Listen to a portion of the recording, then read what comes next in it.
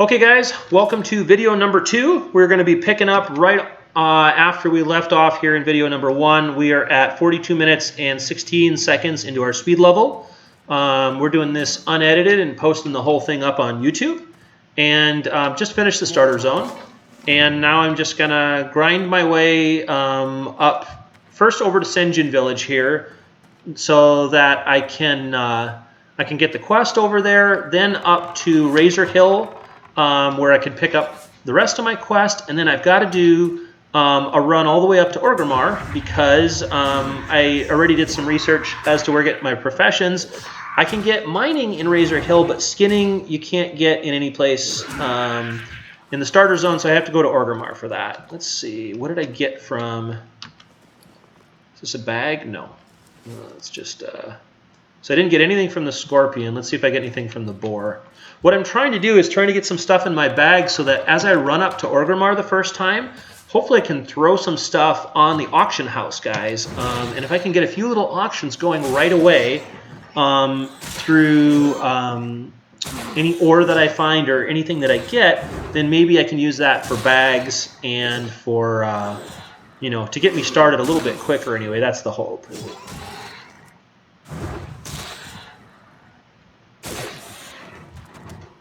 So the boars give a chunk of boar meat. Now, that's probably going to be more valuable than this with the scorpions because I don't think you can get scorpion meat. What I'm talking about is that, like, if there are people like me, which I'm sure there's a lot of, that are just doing a power level, like leveling as quick as they can, they might not have done cooking along the way. So they'll probably, that means that 60s might be buying the meat. So I might be able to sell meat for more than whatever drops off these scorpions. So I'm going to try to kill some boars on the way up, but I'll kill some more scorpions to see if they drop anything that'd be useful to sell. And basically, what I'm going to be doing, guys, is this technique that I've used on other servers. This is getting a little hairy. A lot of scorpion traffic over here. When I've in other expansions and whenever I would start a new character on a new server, maybe to play with a friend or just wanted to make an alt or whatever. And the technique is basically what I call spinning. And what I'm talking about is I want to get as many items as possible in my bags and sell them on the auction house. When the gold returns from those auctions, I want to immediately spend it on getting bigger bags so that I can carry even more stuff. And you just do that process over and over and over until you have the biggest bags.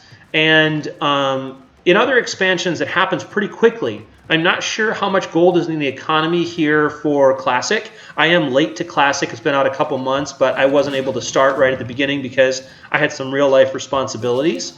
But I am here now, and oops, that's level 6, and we got that in 4520, guys. Screenshot there. Let's see, anybody else here that I need to hit up? I don't think so. Herbalist. I suppose I could probably pick herbs on the way up to Orgrimmar. How much is it? Oh, it's only 10 copper. I'll get herbalism. Maybe I can snag a couple herbs to sell. Let's see, where is it? There it is. All right, now we're tracking herbs and anything in my bags. Yeah, there's a little bit of junk. I'll sell that and then head north. Yeah, so I'm going to be doing that right from the beginning. That I'm going to try to just sell, and get bigger and bigger bags. I think the biggest earth root, I don't think I can get that yet. I think that one is you have to have 15 skill. Yeah, it's red to me. 15 skill for. So let's head north. The biggest bags you can get are 16 slots, I believe, and less. I think from Ani you can get 18.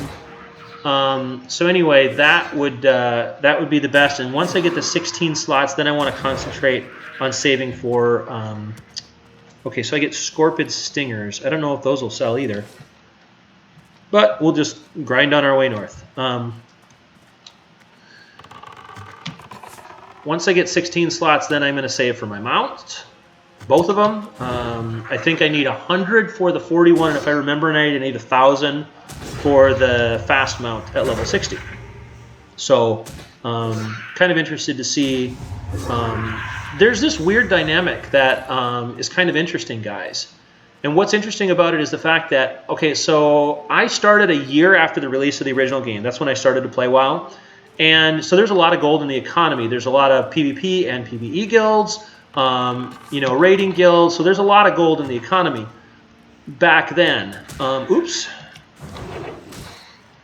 But, you know, people were also much less skilled at the game and less knowledgeable at the game in the original vanilla WoW. So why that's interesting is because now it's only been out for 2 months, Classic has, but people have 15 years of experience playing the game and using the economy. So I'm interested to see if the economy is really built back up, because from stuff that I was seeing in the forums and the news and stuff, people had Molten Core and Onyxia beat in a week of release. So I was like, if that's going on, then there's a lot of probably gold in the economy already. And so I'm interested to see what the auction house prices are going to look like when we get up there. And if you guys want a great add-on to install along the way, the one that I put in is called Auctionator, and I'll just show you. It's only 4 clicks. You just go into your interface option right here, and you go to Add-ons and Auctionator, and then just click on your basic options. You're going to enable this Alt key shortcut. That means if you press Alt and you click on something in your bag, it'll throw it right into the auction house for the right price for you. Show your starting price on the Sell tab. Set it to 24 hours and set it to Sell. That's literally all you have to do, and it'll sell everything for you. You just alt-click it into the auction house. It's great. Super useful. But I'd recommend that add-on at least to start.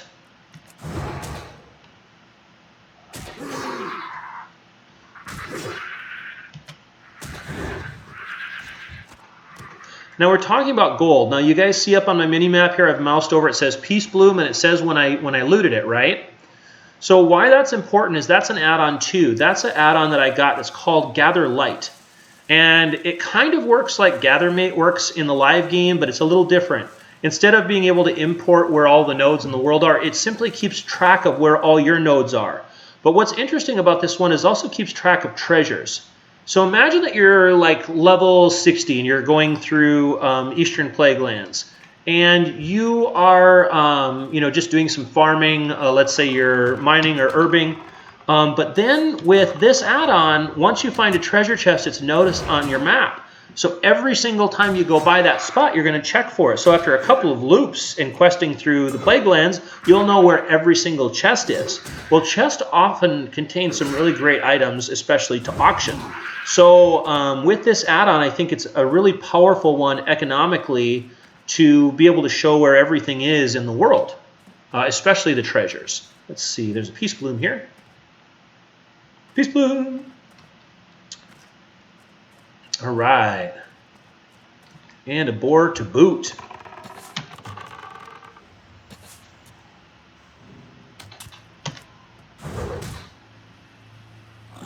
Here we go. Oh, what's over here? Silverleaf 2. All right, this is good. Hopefully these herbs and this boar meat will all sell on the auction house for a little bit of money. Even if they sell the first night, that will put me in a dramatically different place the second day of playing. Because that first day of Classic, I remember, like, you don't have bags. Like, I don't have any extra bags. You don't have any money, hardly even to buy your skills. It's just rough. So whatever drops on the ground is all you got. And so it's tough at the beginning. But that's kind of the charm of it, because really in the later expansions, at a lot of points, the game really became too easy. And I don't think that's going to be the case here in Classic. Some other things that I've done that'll be useful to me for gold, but I'm not sure how they're going to work in this iteration of the game with people's experiences. I used to do this thing every Saturday morning called a limited use run. And limited use refers, guys, to the fact that every single vendor, if you go to it's always the last page of their inventory, they often have recipes. So anytime you go to a vendor from now on, arrow through to the last page of their inventory. because they'll have a recipe on there and sometimes it's got a little 1 next to it. That means that, that once that recipe sells, a cooldown starts where there is nobody able to buy it until that cooldown is up. And depending on the rarity of the item, it can just be 20 or 30 minutes, or it can be several hours.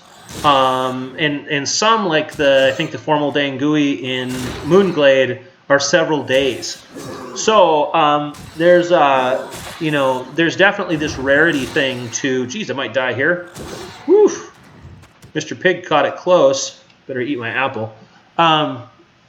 And so I'm not sure with how experienced people are in the game right now that that's really going to use, but people's laziness can never really be underestimated. So I think that people will still be using the limited use items. At least I'm going to be as I come across them. If I have the gold to buy the limited use items, I'm going to as I play the game.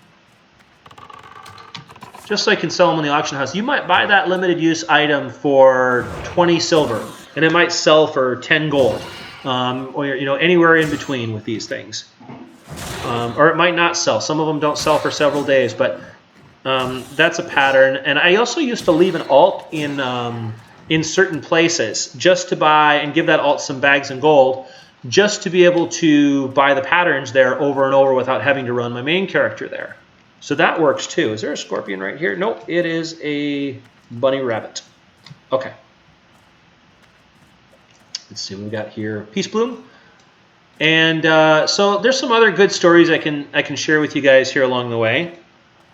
The first one is what I think of the various races and classes here in Classic and what the best combos are.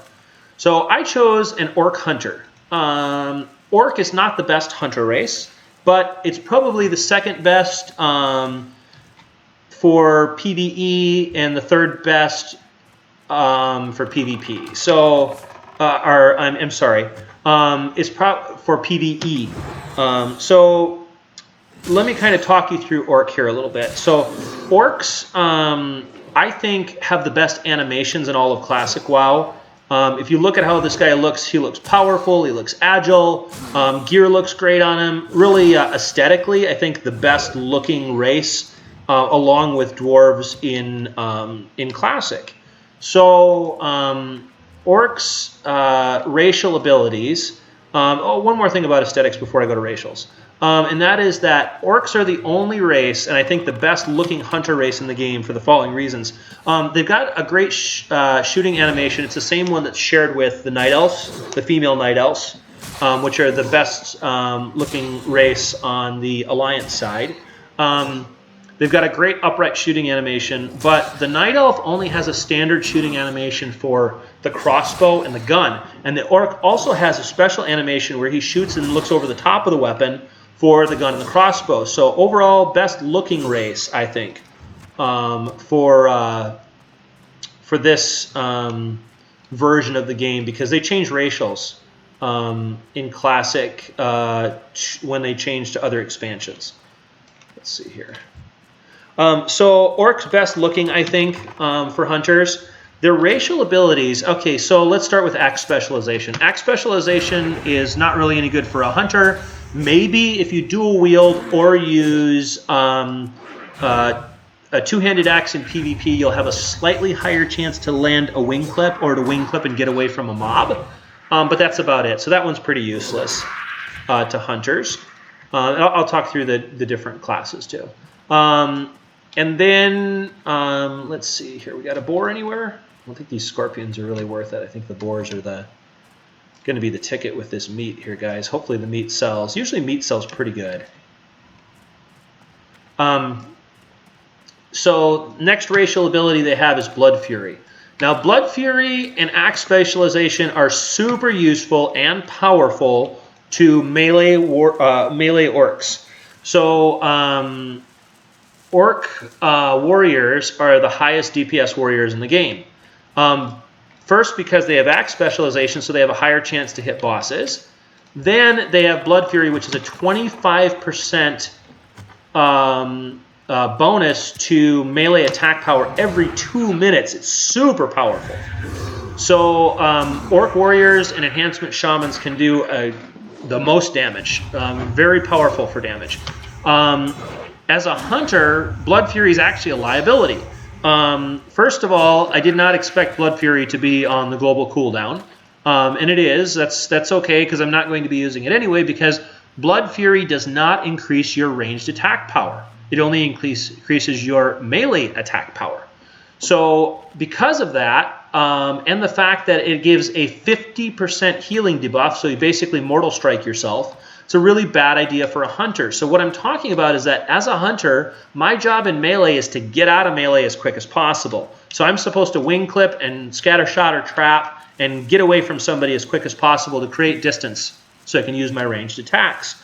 Now, if I do get caught in melee, the last thing that I want to do is nerf my own healing by 50%. Who's after me? You. You are going to get a little bit of a kite. Oops, if I could hit the right button, at least I can get a serpent sting on him. So my dot's there. Yeah, so as a hunter, I'd literally be nerfing myself in PvP to do this. Now, if I'd already used my health stone or my healing pot and I was in PvP and I just was caught in melee, I guess you could use it on a raptor strike or a mongoose bite just to try to do a little extra damage. But really just not worth it overall to a hunter in PvP type of combat.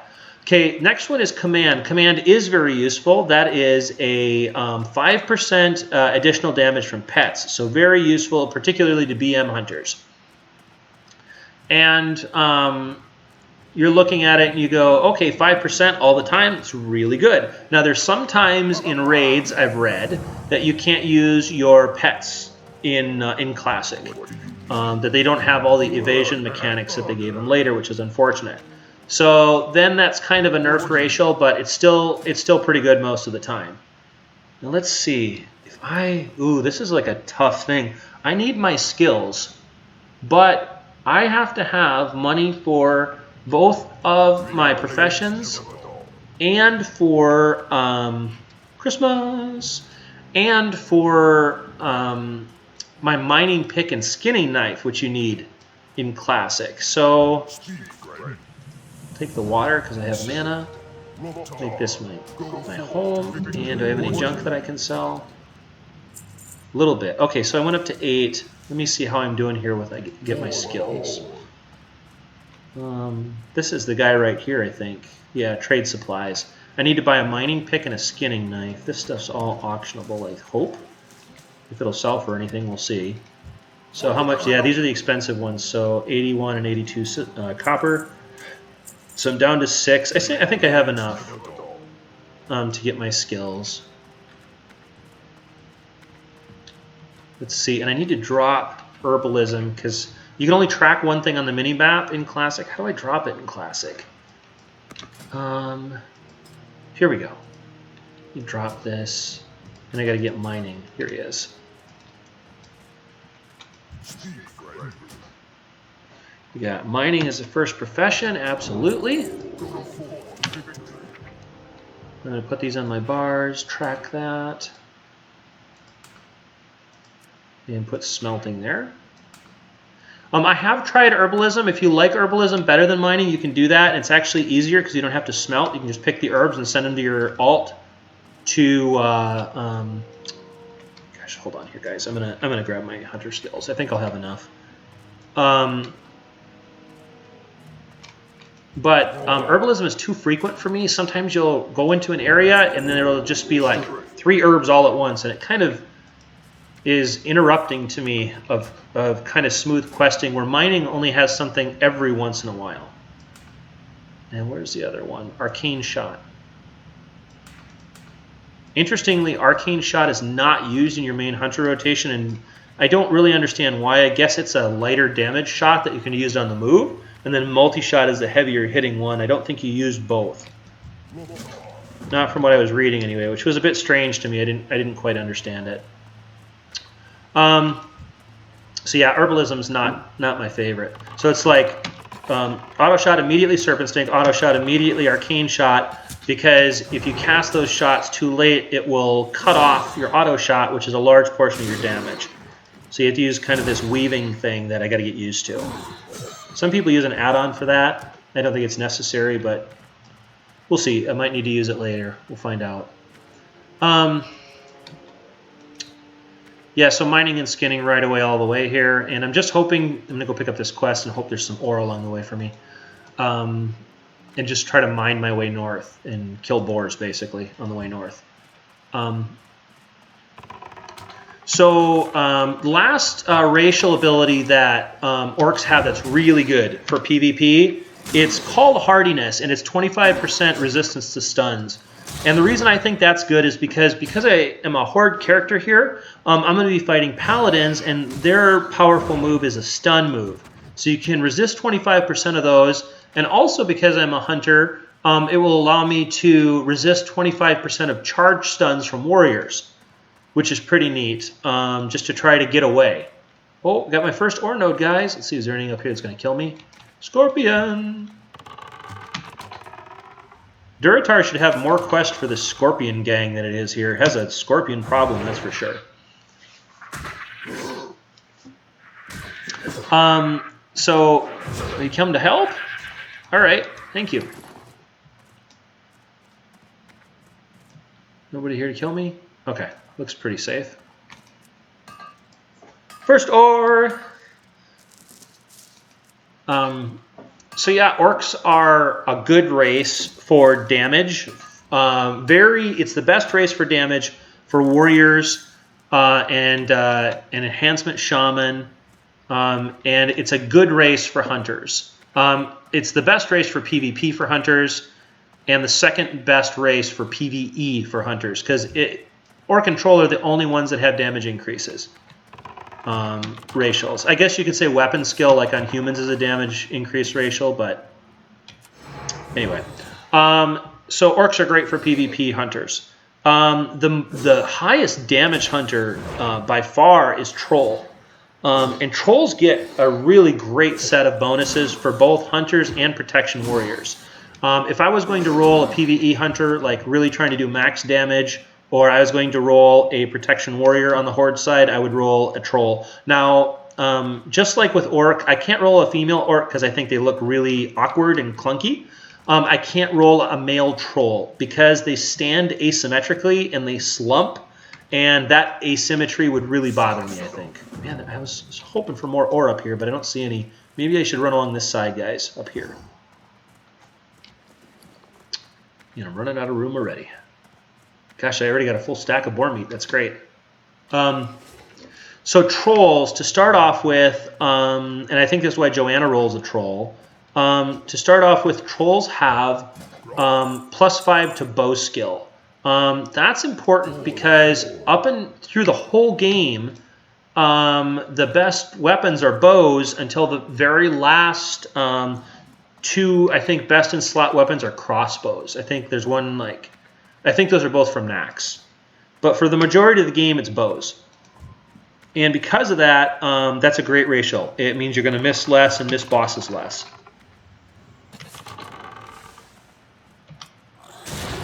More ore up here. This is going really well. I'm going to have plenty of good stuff to try to sell in the auction house. I hope if I can afford the auctions. I'm not sure how much they are in Classic. It's been a very long time. So they get +5 bow skill. That's first. Then they get +5 damage to beast. Now, because, like I said, you can't always use your pet, and orcs get +5 pet damage, +5 damage to beast is really useful too, because a lot of bosses are beast, and half the mobs that you're going to kill, I mean, look at my kills so far, it's all been beast, are going to be beast, and trolls do 5% more damage to them. Then trolls have regeneration, which means they get health back, would be very useful to a person like me that's always like the first person to die in raids.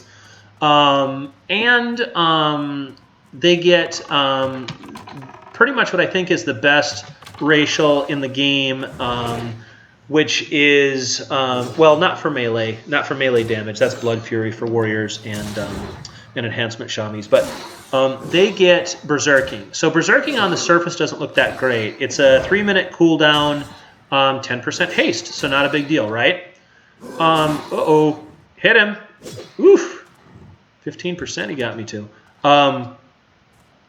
The reason that it's really good is because the more hurt you are, the more haste you get, all the way up to 30%. And I think Hunter's big cooldown is rapid fire, and that's like 40 or 50%. Trolls get that for free on a racial, and you can stack that with other racials. So I think that's really powerful. I don't remember these failed attempts. Now I remember. The other thing is weird too is you have to hit the node more than once. You don't have to do that in the modern game. You just loot it once and you get everything out of it. So, okay. That's fine though. I'm loving the nostalgia here in Classic, guys. If I get this boar, is this scorpion coming too? I don't think they're linked.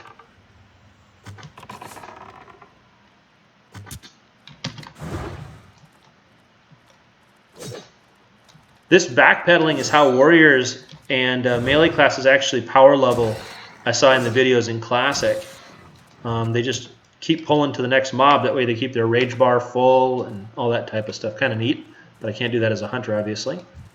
More ore? Man, this is great. I'm going to have a bunch of stuff to get on the auction house. If I have the gold to sell it, I might just have full bag and not even be able to do my quest because I can't get this stuff up.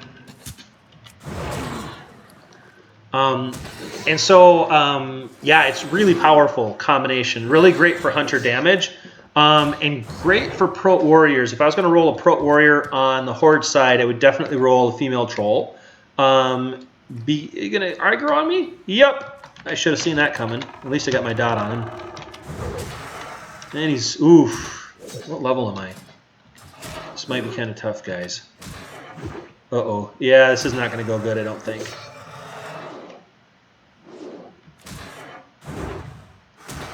Yeah, I might have to use my potion here.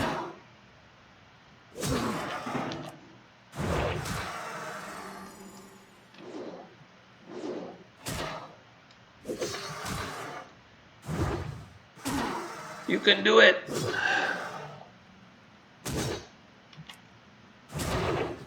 There we go. Forget how big that aggro radius is in Classic. Okay, so pro warriors, if you think about it, just to have regenerating health all the time, to do more damage to beasts, those things help. But pro warriors take big hits all the time where their health dips down to half or even more. So then just being able to hit a button and have 30% haste whenever you want it, and combine it with other coupons, with other cooldowns, I think is really powerful. When I came up, people really thought in Classic that Tauren were the best warriors for tanks because they had 5% health. But I would much rather have 30% haste and regeneration than 5% health. So I think Trolls are top of the pops for warriors on the Horde side in Classic. Okay. So speaking of Tauren, just for fun, if you want to have a truly great time in this game, go make a really cool looking level 1 male Tauren warrior. Then go around and just hit Heroic Strike on some Plain Striders, and you will understand exactly what I'm talking about. Not only do they jump when they use their special attack, but they overhead smash. And because you're using the largest character model in the game, it looks truly awesome.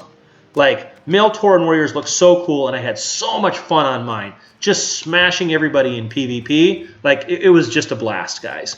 Now, they don't have the best racials if you compare them to Orc. I mean, Orcs have stun resistance. They've got axe damage. They've got blood fury. It's no contest for, like, PvP. But Taurens have a little bit more health, and they have War Stomp, which is an AoE stun that has a little bit of a on-use cooldown in it.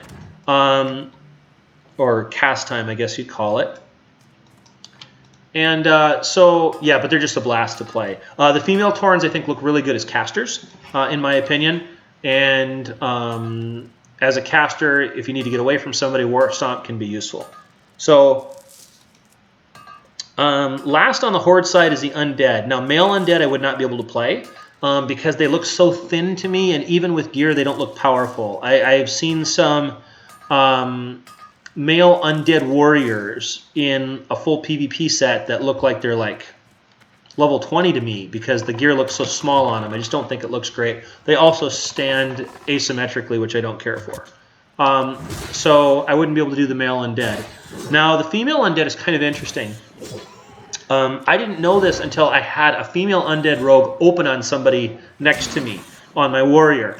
And when female undeads using one hands, either like dual wield or one hand and shield, use their special attack, they flip and it looks awesome. You're flipping around everywhere as you're destroying people. It looks really neat. So I would roll a female undead if I was going to do a rogue. Just for the looks. Man, look at this. My orc is out here working hard, guys. He's mining. He's skinning. I'm going to sing for him. He works hard for his money. So hard for it, honey. My orc works hard for his money so he can afford his bags. Hey, if I'm going to have to level all the way through to clearly beat Joanna's leveling time in 4 days and 20 hours, which is not going to happen, even if I can just not double it, I'll be doing pretty good, especially with professions. But, hiya! Apparently he's a ninja when he jumps with the hayas. Yeah, so that's my review of the Horde side races and classes. On the Alliance side, I think that the... Is there any ore over here? What level are these harpies? They're 8s. I'm 6. I better not. I'm not really trying to just die on the way up, you know? It's not going to make me go any faster just to have deaths, just to try to go get skinning from Orgrimmar. And I think I just need to keep 10 copper in my bags is it, because that's how much mining costs, 10 copper, so I'd assume skinning is the same. So hopefully I can spend the rest of this on selling all these goodies. I did get a lot. This is a vendor.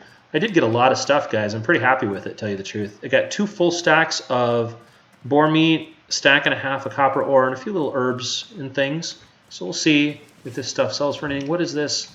Again, this is kind of an interesting topic. I'm going off topic here because I was concentrating on my story. But in Classic especially, you want to kill mobs your own level. Because then you're not going to need to eat and drink afterwards, and you can pull more than one mob at a time. If you're killing yellow mobs your own level, above your level, then you're probably going to have to eat. I did do some social macros. I think I made them. Sorry, I'm all over the place here, guys. I got high, cheer. We got the flex. Hit him with the flex. I think I had a dance one too. Where's dance at? There we go. But anyway, then you don't need to worry about dying as much, and you can just kind of keep on grinding. That's the way it is in retail WoW. Everybody just kills yellow mobs and pretty much abandons green quest and mobs because they think they're too low level. But in Classic, I don't think that's the case. I remember doing stuff my own level being much more productive. And I don't know how true that's going to hold with the Hunter guys. But we're going to give it a shot. Let's see. Is there a vendor in here? Oh, man, guys, the old Orgrimmar. No Deathwing destruction of Orgrimmar. Pretty awesome. What's up, guys? Just my boar meat. 585. Okay. Let's go up here. Great Father Winter.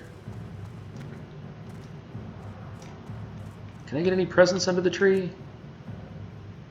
I don't know. Oh, it did give me one. There's no little quest things above them like there are in the modern game. That's funny. Winter Vale Roast.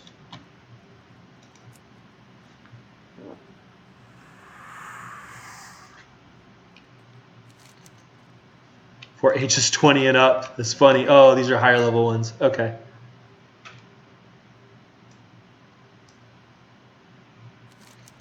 For ages. Okay. These are above the level of a paltry youngin' like me. Can I sell this? I don't want it either. There we go. Okay. So I showed you guys how to set up your auction buttons, the 4 clicks. Easy. And I'm just going to do a scan here, see how many items are here. Should just take a minute, I would imagine. Okay, so there's 5,564 auctions up. So what I'm going to do is, as long as this stuff goes on the auction house for more than at vendors, I'm going to put it up. So let me go over the boar meat first. Oh, wow, that is really good. So it vendors for 3 copper and it auctions for 10 silver. So if I hold Alt and click, 99 silver for 1 stack of boar meat. You know how much that will change the game when bags my level are like 5 silver? That's huge. That's really a great thing for me to see if this stuff sells. Now, copper ore not as much, but still great sale. And from now on, I'll be smelting it. That was just the initial ones. A little bit on Peace Bloom, a little bit on Silverleaf. Do these things sell for anything, these Scorpid Stingers? Whew, not even worth it to get them in the auction house. So staying away from Scorpions if I can. And pretty good, too, for rough stone. Geez. Okay. So now we know. So here we go. Just vendor these stingers and get skinning. Then I'm going to head back to town and start questing, guys. Little detour here, but I had to get my skinning. Okay, so even trade chat's pretty slow here. Only been one person said anything. They're just looking for a tank for SM. I was hoping I'd see some guild spam so I could start to make some friends, but I'll find them along the way anyway. So back to my story here. Male humans look really funny in the initial game. There we go, leatherworkers. They kind of look like they have something in their pants when they run. But once you get shoulders and a cloak and a large weapon on them, here we go, skinning trainer. They look better. Like Maydai in the video, you guys ever want to see a really cool looking human warrior, go to YouTube and type Maydai, M-A-Y-D-I-E, or Maydai Original maybe, something like that. And then you'll get to see a human warrior that looks really cool. Okay, we got a little bit of space. On our way back, maybe we can do some mining and kill some boars to town. So female humans in the initial game I don't think look good at all. They look okay as casters, like as a warlock. Then next race down, let's see what's next. Gnomes. Gnomes I wouldn't be able to play personally because they look small and weak to me. But gnomes are good for warriors on the Alliance side for PvP because in the original game, like, man, I'm happy to see this guy again. Loktar Saurfang.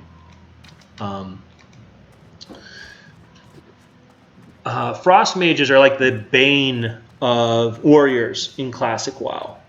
And so then you've got this class, warriors that can get rooted very easily, and Gnome's racial ability gets them out of roots once, I think, every minute or minute and a half. They've changed that racial more than any other racial, I think, other than hardiness. This racial is so good in Classic, hardiness, the Orc racial, that they nerfed it in 2 subsequent expansions, I think to 15 and then 10%. And Gnome's racial, I don't know that they nerf it. They change it like every expansion. Sometimes it's instant. Sometimes it's a 1 second or a 1.5, or 1.5 minute cooldown. Sometimes it has a 0.5 second cast. Sometimes it's instant cast. So they change the darn thing every expansion. But gnomes are good for warriors. I wouldn't be able to play one. Okay, then dwarves. So if you're going to roll a tank warrior on the Alliance side, I recommend that you roll a dwarf because their racial ability is 10% armor and it removes all bleeds, poisons, anything like that you get on them. So really great for tanks. The humans just get +5 mace and sword skill, I think, in Classic, and I guess that makes them best in slot for like warrior and pally and rogue damage. So I'd still probably pick another race just because I think they're pretty bland in Classic. So yeah, the male dwarves look fantastic as well. Just like male orcs, they have really great animations for melee, both for two-hand. They have a spinning sideways animation that no other race has. And they look really great as tanks. Very like thick and tough.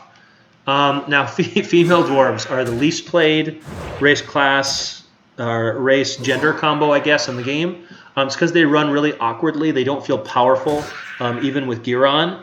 But interestingly, now this is a fun fact to share. If you make a female dwarven shadow priest, so make a caster, and pick the twin, what are they called? Twin braid hairstyles, twin pigtails. No, that's not the pigtails. The twin braids, it's called. So pick the twin braids hairstyle. When you cast, the twin braids will twirl behind you, which is kind of hilarious. And this is funny because if you're fighting a shadow priest, especially a very powerful dwarven shadow priest in a battleground, and she's running you around, fearing you and killing you with her pigtails twirling behind her, and there's not really anything you can do to her, it's pretty demoralizing and funny. Female dwarven shadow priest for the win with the twin braids. Last but not least, let's talk about the night elf, particularly the night elf hunters. So female night elf hunters, coolest running, flipping when they jump, awesome looking animations in the game. Really neat. If I was going to roll a hunter on Alliance side, 100% go with the night elf. Now, it doesn't matter if it's male or female, they have the same racial ability. This racial ability that I'm going to talk about is called Shadow Meld. Is the reason that I could never roll a male night elf. Not that there's anything wrong with male night elves, it's because I despise them. The reason I despise... Oh, my auction of copper ore sold. Both of them. Woohoo! We're making moves, guys. That's what we like to see. So why do I despise them? Okay, so as a Tauren warrior, I was often the flag carrier because I have the most health and the most armor, right? So if I rolled into the flag room with any of my buddies, I would be expected... Jeez, he hit me down to 6%. That was close. I would be expected to carry the flag. So this Shadow Meld ability allows them to hide, to stealth. And they can cast their first attack from stealth. Okay? So this is the scenario I found myself in so many times I cannot explain to you. I just eventually just started to expect it and look in certain corners when I would enter the flag room. So male night elf hunters are famous in the original game for stealthing in the flag room. What they do to you at this point is this. Their most powerful ability is called Aimed Shot. It is a shot that does about 1/3 your health and damage.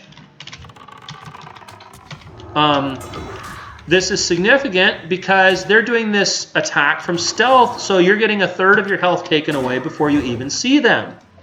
Okay, so they shoot you with their main attack, which is a full 3-second cast, which you can't plan for because you can't see them, from stealth.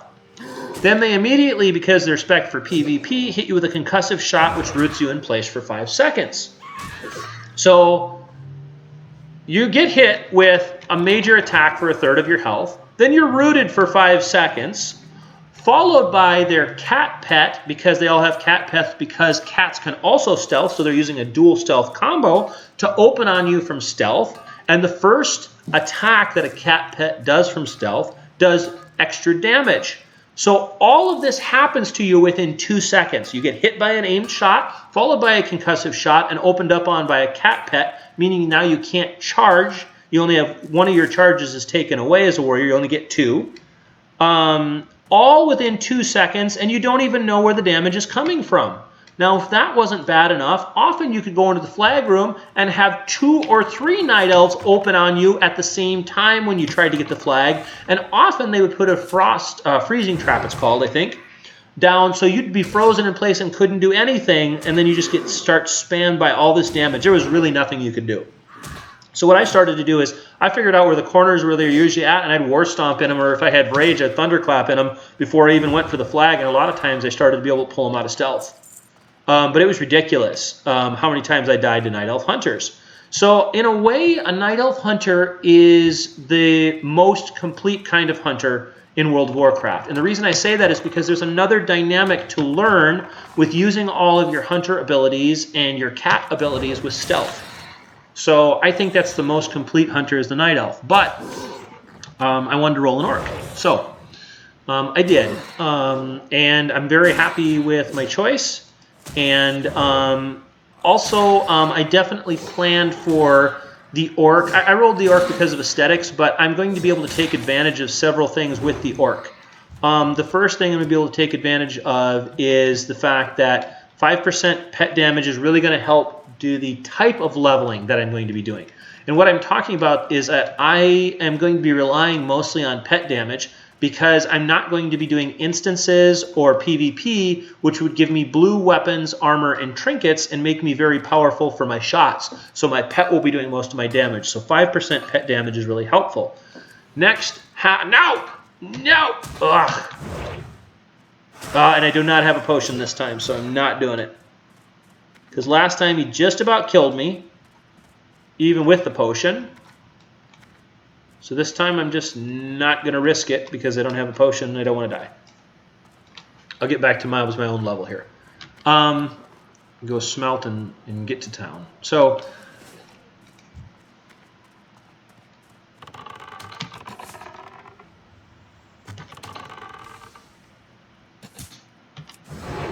that was my choice, was Orc. Let me know in the comments below why you guys chose your race. You know, if I get charged in PvP and can get away 25% of the time, oh my gosh, guys, look at what a noob I am. I forgot that I can skin already. All right, it's no harm, no fall. It's a 5-minute run back to Orgrimmar, but I'll be skinning every mob from now on. See, I'm a nooblet too, guys. I told you. This is new to me, doing mining and skinning from low level in Classic, so I got to get used to it again. Then, like I said, I anticipate it being pretty tough on the bag space, doing 2 professions right from level 5, but that's okay. I think it's all going to be worth it. Like you saw those 2 stacks of copper ore sell. Once stuff starts to sell and I get gold back, I'll be in a really good position then. So it's going to be worth it, I have a feeling. Okay. So every time I come to town, I want to smelt. Smelting gives me the points, and then when you hit the ore nodes, you can get an extra point too. As long as it's you know, yellow, green, you get a chance at a point, I think. So that's important because mining, I remember, was really easy to get behind on in Classic. Like, it was really easy for your mining level to be behind. Where am I going here? Make razor. Okay, I already made it my home. That's done. Pygmy surf crawlers. Okay. Oh, I did those back down by the trolls when I did them before, but that's okay. We'll follow. I'm going to really try to listen to my guide as much as I can, guys, because I do not remember much of Classic other than that I had a great time. So I know I'm not a fast leveler myself, so I'm just going to apply Joanna's method to this Zygor leveling guide and see how fast I can get leveled up. So I also think that grinding the mobs to and from the quest objective works really good with skinning because I'm going to be skinning more mobs. So I think that works pretty good.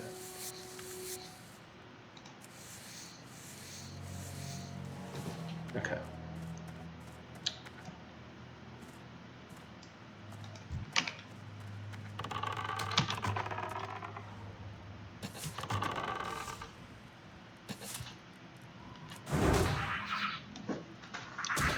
Okay, last story I want to say. I'm a little bit nervous to say this one because it has some negative parts to it.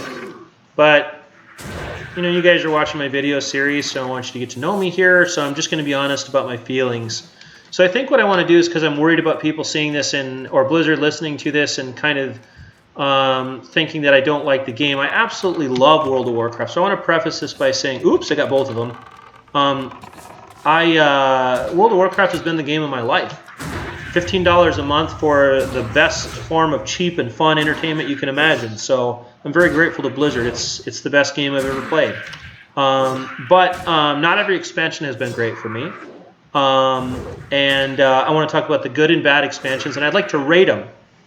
And that'll be a little bit of a rant, I'm sure, on some of them. That's level 7 for me, guys, in 1 hour and 31 minutes.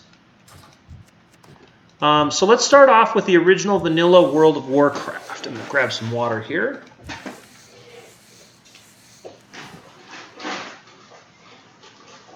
So the original vanilla World of Warcraft, guys, for me, I'd give a 9 out of 10. The game was really a ton of fun for me. It was, you know, I'd never played a game like this before. Ooh, there's a little scorpion right there. I see you, sucker, with your tail sticking up. I'd never played a game like this before in MMO. I had played largely RPGs coming up. Like I played Nintendo when I was a little kid, Super Nintendo, N64 as they came out. Eventually I moved on to role-playing games. First role-playing game I played was Dragon Warrior on the original NES. And is that another scorpion I just saw? Man, there's a lot of these suckers out here. Yep. I really wish those scorpion worker tails sold for something, but that's okay. They're just vendor fodder at this point, guys. Hopefully at least the leather will sell for something. Is leather, did the price come in? 32, not much, but that's okay. Hopefully the higher level leathers will do better.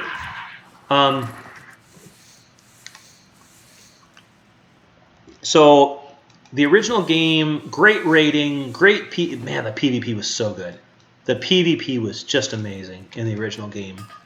Well done, Blizzard, for being brave enough from taking that baton from EverQuest and just making this amazing game. It was so great. The only rub I have 2 rubs against the original game, and they're just things that they figured out later. The first one is that they didn't really give you anything to do at endgame if you weren't a heavy raider or PvPer. Those things came later in the game, that they gave things to casuals. And the other rub that I have is, later they made the change in the game, which is a major change, that every spec of every class would be viable. To some extent in all types of content. And that wasn't really true in Classic. And so that was the one thing that I wish would have been different, is that if you wanted to play a elemental shaman, you know, if you could find raid that had extra spots, maybe you could play it.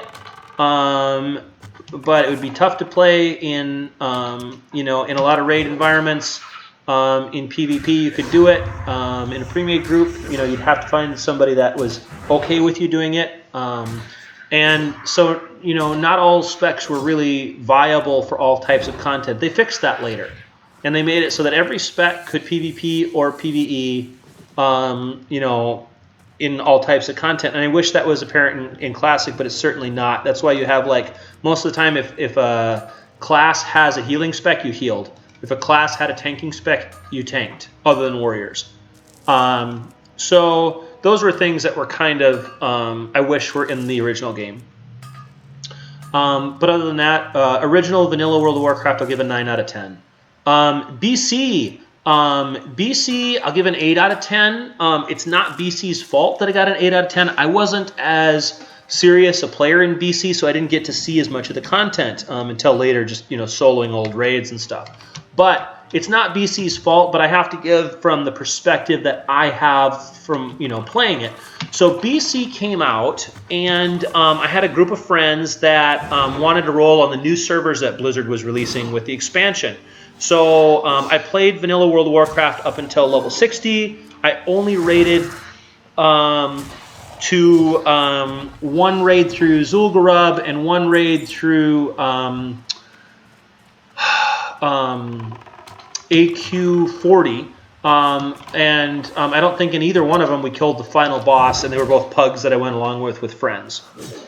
So I didn't have any real raiding experience in vanilla, but I didn't have any in BC, and that is because BC content was more gated. You had to have keys and those types of things that you got along the way. And let's see, what are these? Are these are humanoids? Are there? Okay, I got to interrupt my story for a second, guys. You see this up here where I'm mousing over in my mini-map? That's an add-on called Questy that I'm trying. It shows where the mobs can spawn. So I think that's going to be pretty useful. It shows the spawn locations when you're looking for stuff. That, along with hunter tracking, should make most things really easy to find, I would think. Anyway, so BC, so there was a new server called Nordrusel, and my friends wanted to play Alliance on that server. So I was excited to do that because I had never got to play above level 20 on the Alliance side. Geez, I'm going to shoot you. Get max distance here again.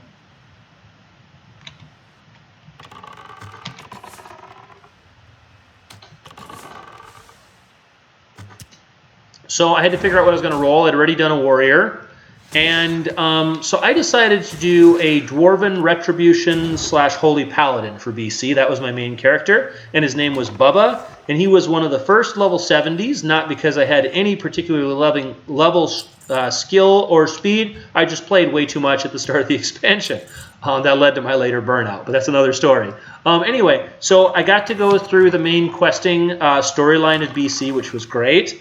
BC was hard, meaning that like you really could get your can kicked in instances if you were messing about. You know, they did a great job with it. The art was beautiful. The idea for it was beautiful. It was a great expansion. BC 8 out of 10. Really a fan of BC. They did a good job. Okay. They did a good job, but not a great job. And what I'm going to talk about with a great job is the next expansion I'm going to talk about universally. Some people say BC is the best expansion. I think pretty much most people would agree that Wrath is either the best expansion or one of the best expansions in World of Warcraft history. So I'm going to give Original Vanilla 9 out of 10, BC an 8 out of 10, and I'm going to give Wrath 10 out of 10. Okay, so Wrath. Wow, the memories from Wrath. Okay, so first thing for Wrath is that, you know what, I'm going to go up top before I start to shoot because I'm almost out of air. So first of all, best storyline in the entire game. Arthas, Lich King, Paladins, Death Knights. Incredible story all the way, not just like out of the box story like in BFA for instance, but like interwoven story, like amazing. So best story in the game, pretty good art, pretty good music. Let's see, what is this guy? He's 8, I'm 7, that works. So that was all good. There was two things that made Wrath magical for me as a player. The first thing that made it magical was that, man, if you didn't get to play Wrath when Death Knights were originally made, you missed out so much. It's nothing now like it used to be. What was just incredible, guys, is the original Death Knight could tank or DPS in any spec with a two-hand or dual wield. That's how versatile they made the first hero class as Death Knights. So Death Knight was a hero class, so you didn't get to, you know, turn another character into that. You had to create a new character, right? So I created a female Night Elf Death Knight. And guys, I leveled her in every spec. I alternated between them. It was so fun. But mostly I was a dual wield Frost Death Knight for both tanking and DPSing. And it was an amazing, amazing amount of fun to be able to have that type of versatility, that I could go into Blood Presence and I could tank and I could flip over to Unholy Presence to run and attack 15% faster. And if I wanted to just do some really serious Frost damage, I could go into Frost Presence. Like, the versatility was amazing. And let's see here. I'm a little concerned that this reef is here. I'm not sure if there's higher level mobs beyond the reef, but maybe they're below it. Maybe I'm worrying for nothing, but I don't want to die to something higher level because I'm trying to kill crabs. Yeah,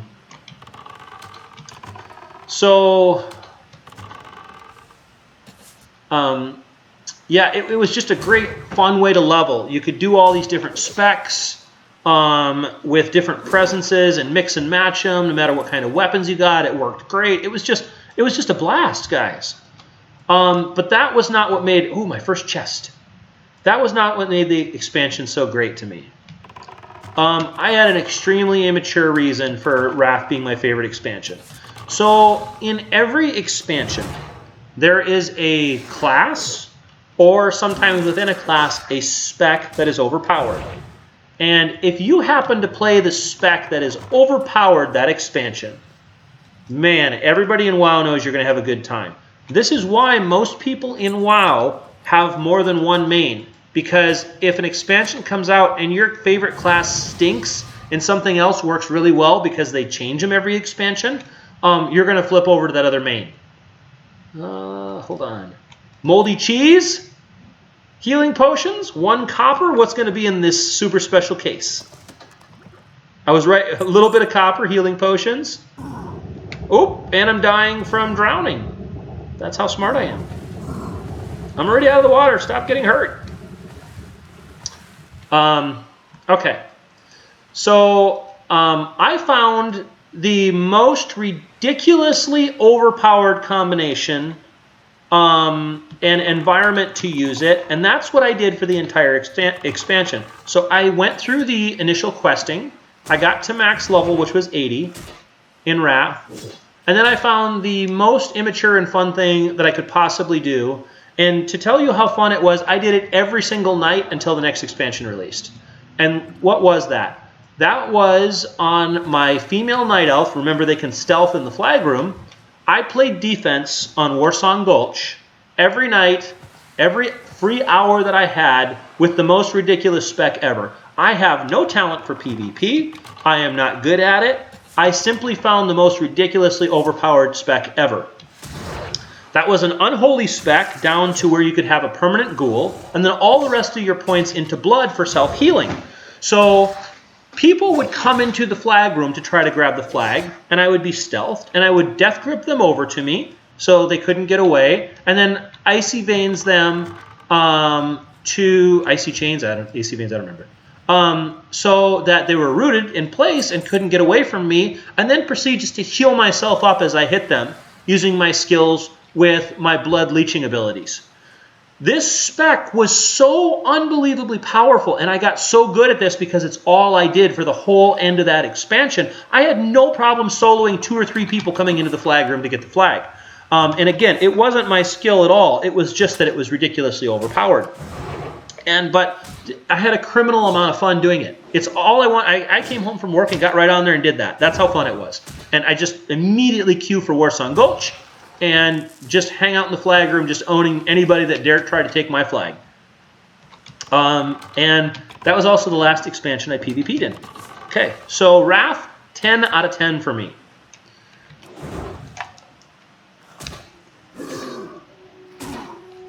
Next one is going to be controversial. Next expansion, many people hated.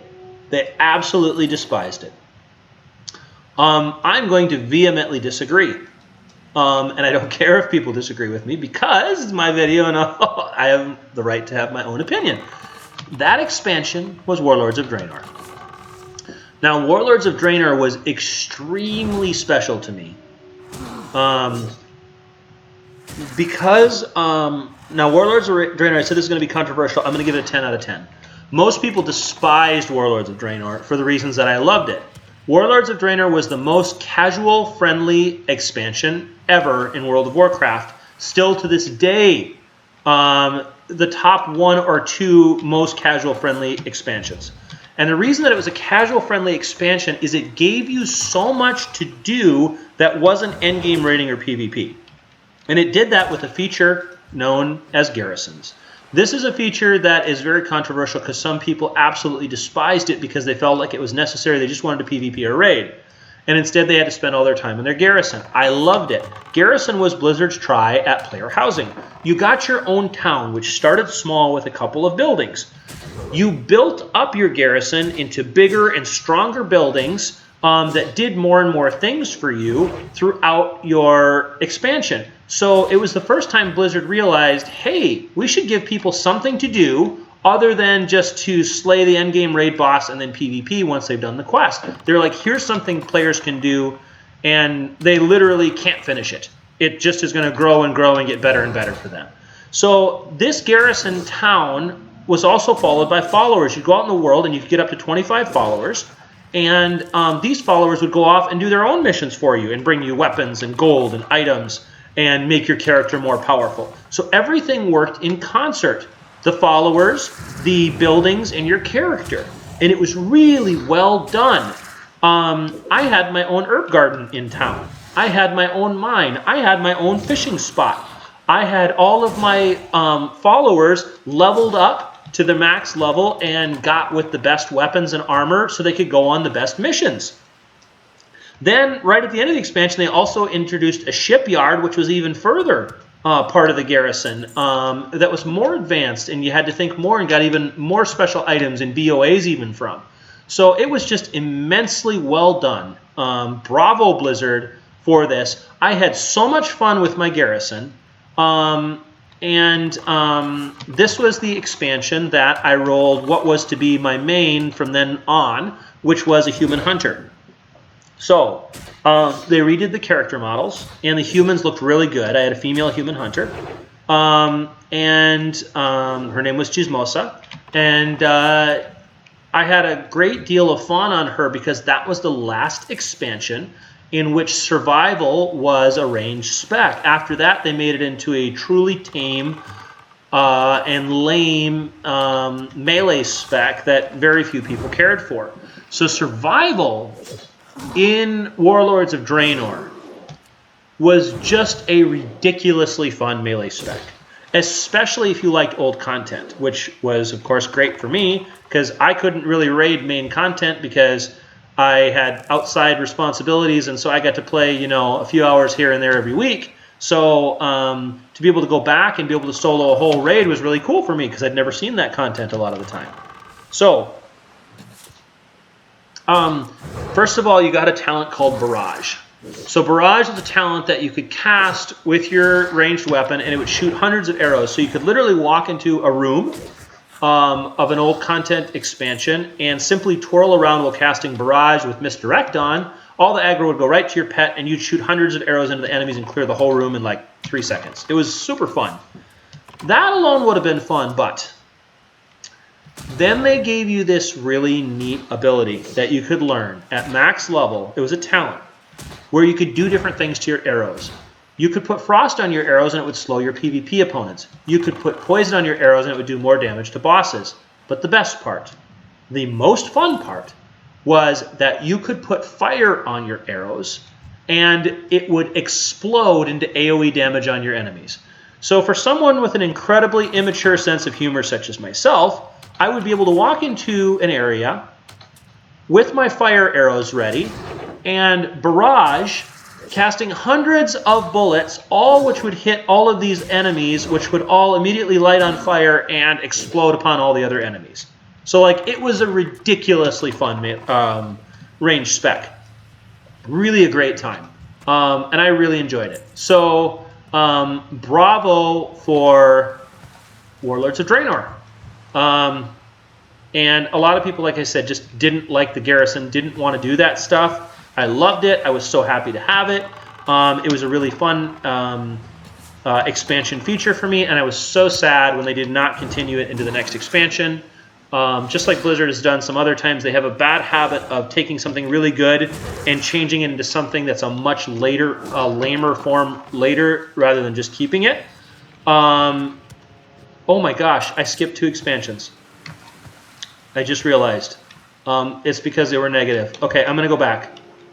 Okay, so it goes Vanilla, 9 out of 10, Tauren Warrior. BC, 8 out of 10, Dwarf Hunter. And then it went into Cataclysm. That was my Human Hunter. Okay, so I think I finished Warlords of Draenor. Sorry, I'll go back and do Cata and Mist. There's a reason that they were missed. I didn't intentionally miss them. I forgot, but it's because it's not going to be good.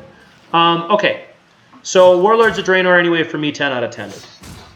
Okay, so the height of WoW popularity was Wrath of the Lich King. 12 million people playing World of Warcraft. The most popular video game ever. Okay, that's the point that it was at the height of Wrath of the Lich King. So do you think you could really tell Blizzard anything at that point in time? Do you think you could really tell them, don't continue to make your own decisions? They're not going to be right? No, of course you couldn't. They had built the best video game of all time that the most people had ever played at the end of Wrath of the Lich King. Something went terribly, terribly wrong at Blizzard with Cataclysm. What most people surmise is that at the time they were trying to make another game called Titan, and that they split the team up and put a lot of the good people on Titan instead. Titan was eventually abandoned.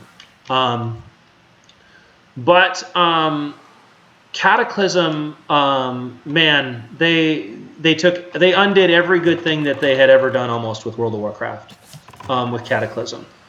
So Cataclysm, I'll just get the rating out of the way right away, is a 1 out of 10. And this is going to be a rant, so sorry in advance. Here we go.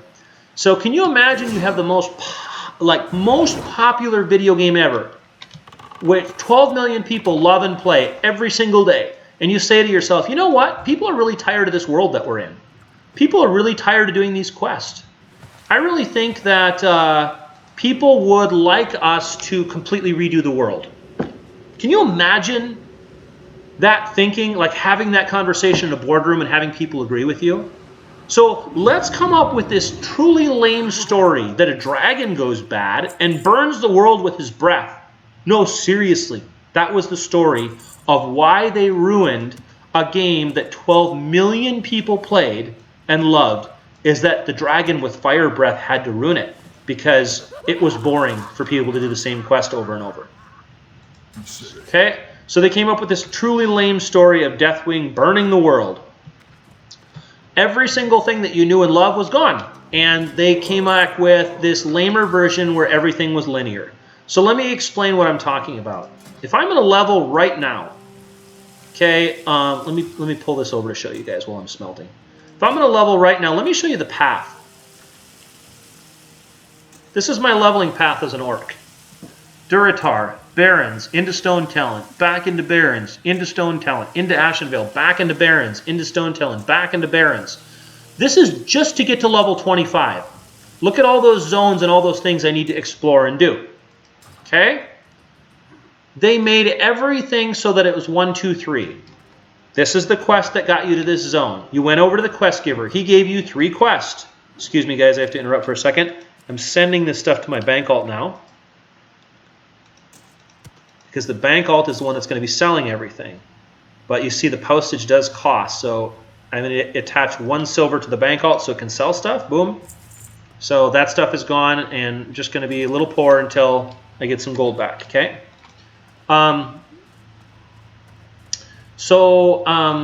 They came up with this lame story to get rid of the world that everybody knew and loved and replace it with this linear thing where you did 3 quests from a quest giver, and then he sent you with a quest to go to the next quest giver, who was like 30 feet away. And then he gave you 2 quests. And he sent you to another quest giver who was 40 feet away, and he gave you 3 quests. And that was it. And then they started to make the game super easy. They were like, okay, then you get a magic axe every time a quest is hard to help you with it, Special Snowflake. Okay? Like, it was ridiculous. Oops, I better go back to ore. So all of your exploration was gone. There was no reason to explore anymore. You did this quest and this quest and this quest. And they did it that way because they put in flying, which they thought was better.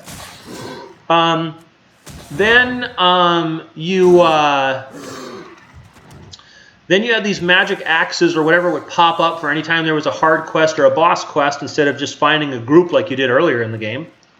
So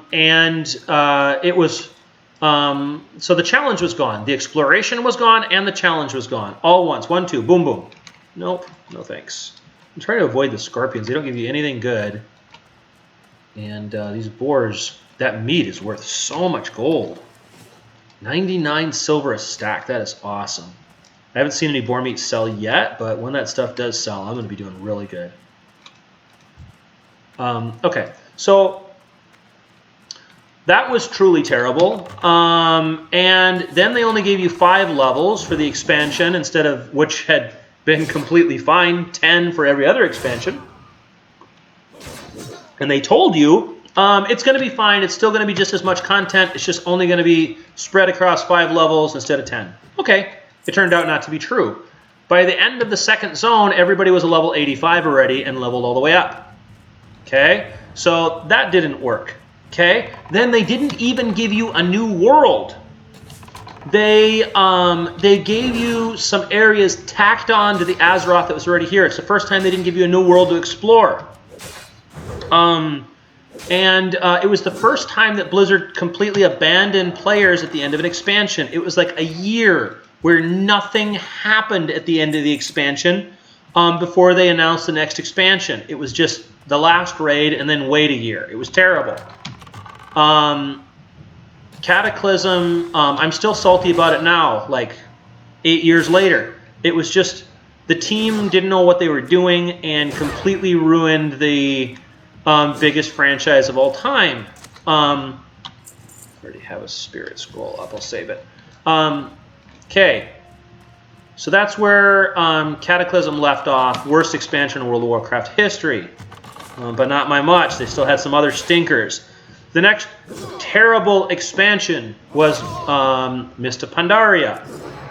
Mist of Pandaria, they came out with literally, the story was literally, guys, Kung Fu Panda on the back of a turtle. That was the story. They didn't even try. It was that lame. Can you imagine going from 12 million players down to like 4 million players in Cataclysm, like what the discussion must have been like at Blizzard? And the way that they thought in their heads to fix that would be, let me make Kung Fu Panda on the back of a turtle. That's how bad the decisions Blizzard was making for these two expansions.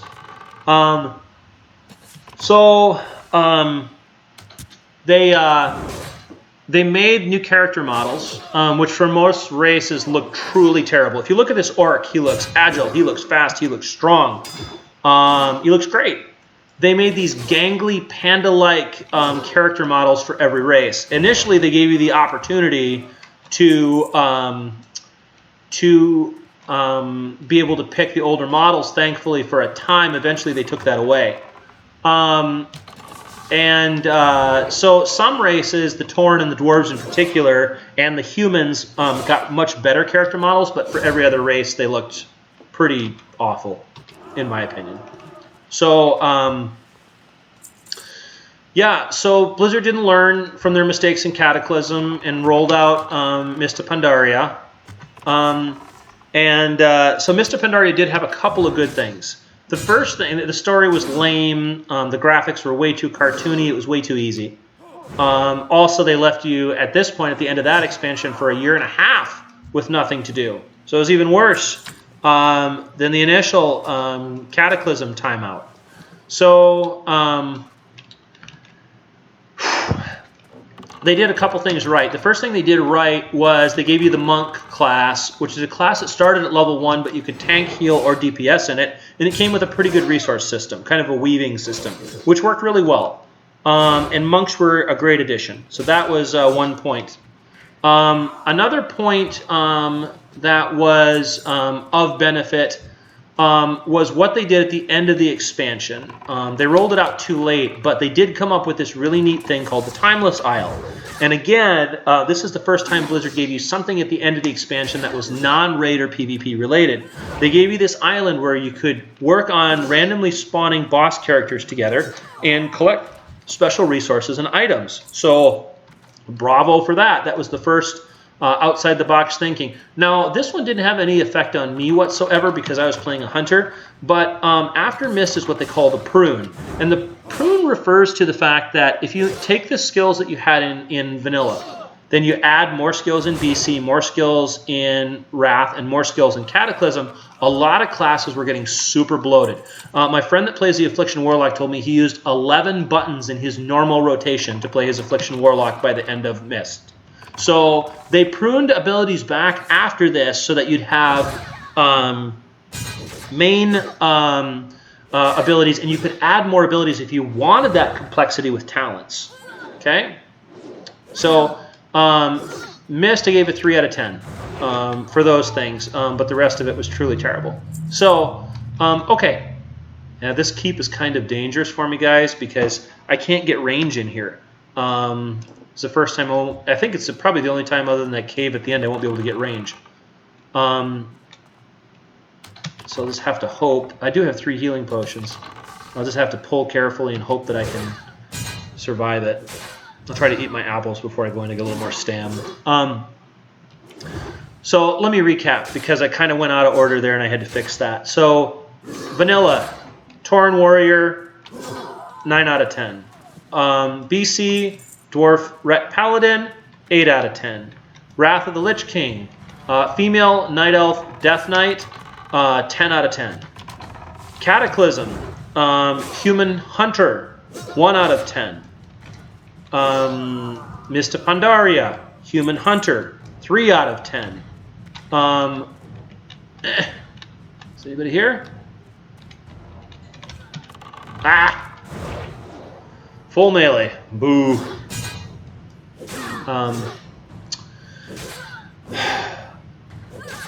Warlords of Draenor, Human Hunter, 10 out of 10. Okay. Now here's where things get super spicy. Legion. Okay. So the one thing that I wish they wouldn't have done is taken out from Warlords of Draenor the garrisons.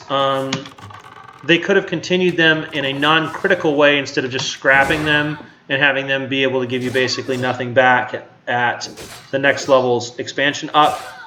But that is literally the only thing I can say about Legion. So Legion is, for me, the greatest expansion in World of Warcraft history for 3 pretty incredible reasons.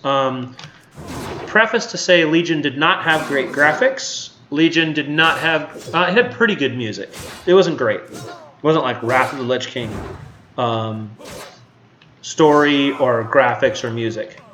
That's not why Legion was special. So Legion, I'm going to give a 12 out of 10. It's my video. I'll do whatever I want.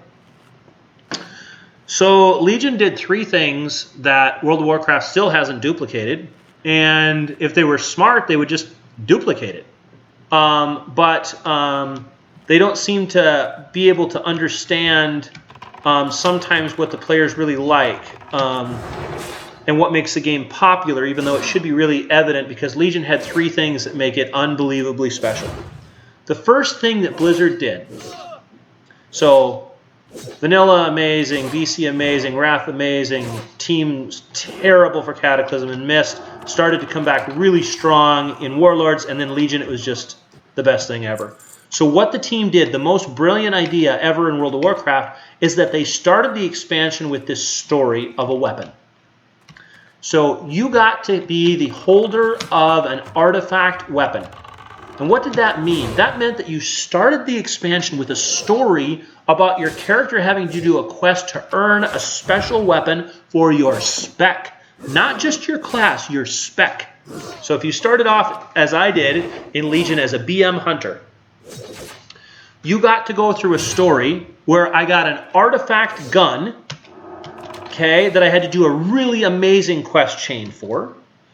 And this gun crackled with lightning, gave a special ability to do more damage, and it gave you an extra pet. So as a BM Hunter, you love animals. So you get to have an extra pet. Ah! No, full melee again. Here we go. So, great story, amazing weapon, which is the thing you care most about in your character, extra pet. Now, that alone would have been cool, but you got to develop the weapon, and in this case, and the pet, through the expansion with everything you did. You gained artifact power with PvP, with raids, everything you did. So, this weapon grew with you. Again, using the same concept that started in Mist and was perfected in rare, and this might be kind of tricky. I'm going to try to pull you down here. Hopefully there's nobody that comes at my back. Because when he runs, I don't want him to run to that rare. So you didn't just get a weapon for your class, you got a weapon for your spec. So every class got 3 weapons and druids got 4, because by then they'd split out guardian spec.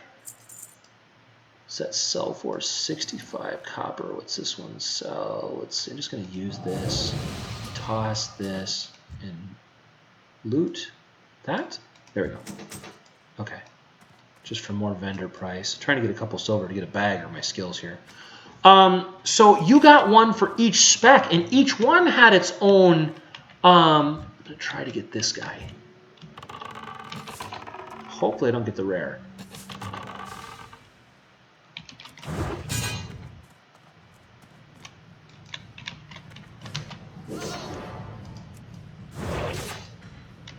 I'm trying to do this to watch my back in case there's a patrol.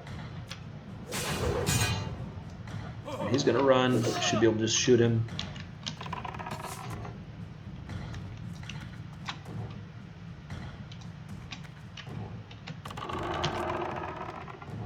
He'll come back up. There we go. Okay, so you got one for each spec, and then boom, boom, boom, boom.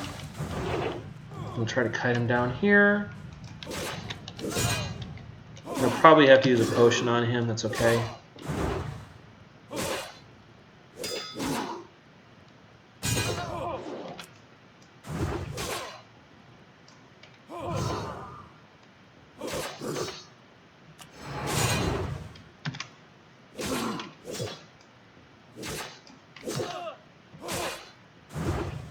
Try to save my potions if I don't need them. I serpent sting him again, so he should die just from the dot damage, I think. Yep, got him. I was hoping for a bag. Shucks. Okay, let me try to eat here. Three amazing weapons. Everything you did, you got achievements for. And these achievements would unlock other looks, other abilities on the weapons. You grew the weapon and you could choose what kind of powers it grew with at what time. It was just brilliant. It was just like, it was so cool. And it was so good. Okay, hold on, guys. I got to stop my story. We got two here. I think I should probably kill the big guy first, but I should probably serpent sting both of them. So I'll start with this guy and serpent sting him. Then go to him and serpent sting and try to get an arcane too. I suppose I could have hunter's marked him as well for a little more damage.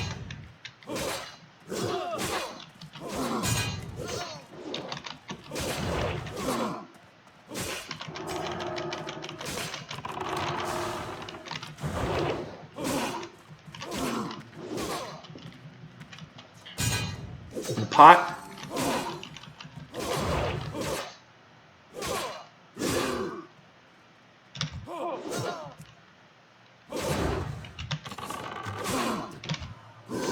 Come on, buddy. You can do it. Don't die. I think I'm going to make it. Get him. Run. Run. Woohoo! Got him. It was just amazing. Like, it was just such brilliant thinking by Blizzard to do this. I can't say enough about how well the artifact weapons were done. And just what incredible calls Blizzard made with those. Like, it's just the best decision ever to form a whole expansion around. Ooh, that I need for gold. Let's see. Jerky can go. This I can get. Okay.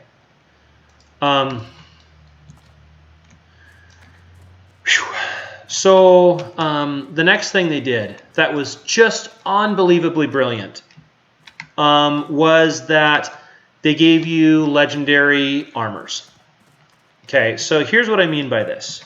So the artifact weapon had a special ability. I had two mains in Legion because the gameplay was so good. I'm going to get to that as well. And what I mean, I also had a Pro Warrior main.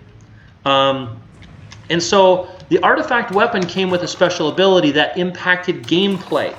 What I mean by that is like my Pro Warrior shield shot fire out of it, increased my block, but I couldn't use it when I was moving. So I had to plan on when to move it. Get into position first.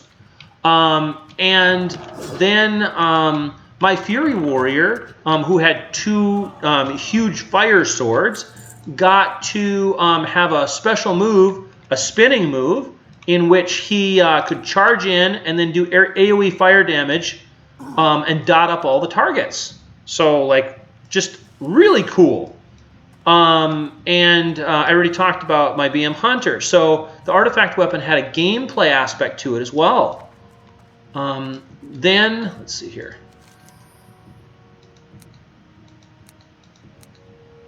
Okay. Just clear on my way back to town. So, droppable legendaries. Here's what I'm talking about. So, this was so well done, I can't even explain it. You had to experience it. Droppable legendaries meant every single mob that you looted, every single daily that you did, every chest that you opened, every boss that you looted, had a very small chance. Let's see, is this better than what I have? It's better. I'm going to have to get rid of this. New chest. Had a small chance to drop a legendary piece of armor for you. So an absolute best in slot piece of armor. So pretty amazing, right? That's not the amazing part. The amazing part is that each armor had an effect. This is what I'm talking about. The gameplay was the most amazing with this expansion. So I found a pair of boots on my warrior that gave me 15% speed. This is a class with no speed increase. Okay?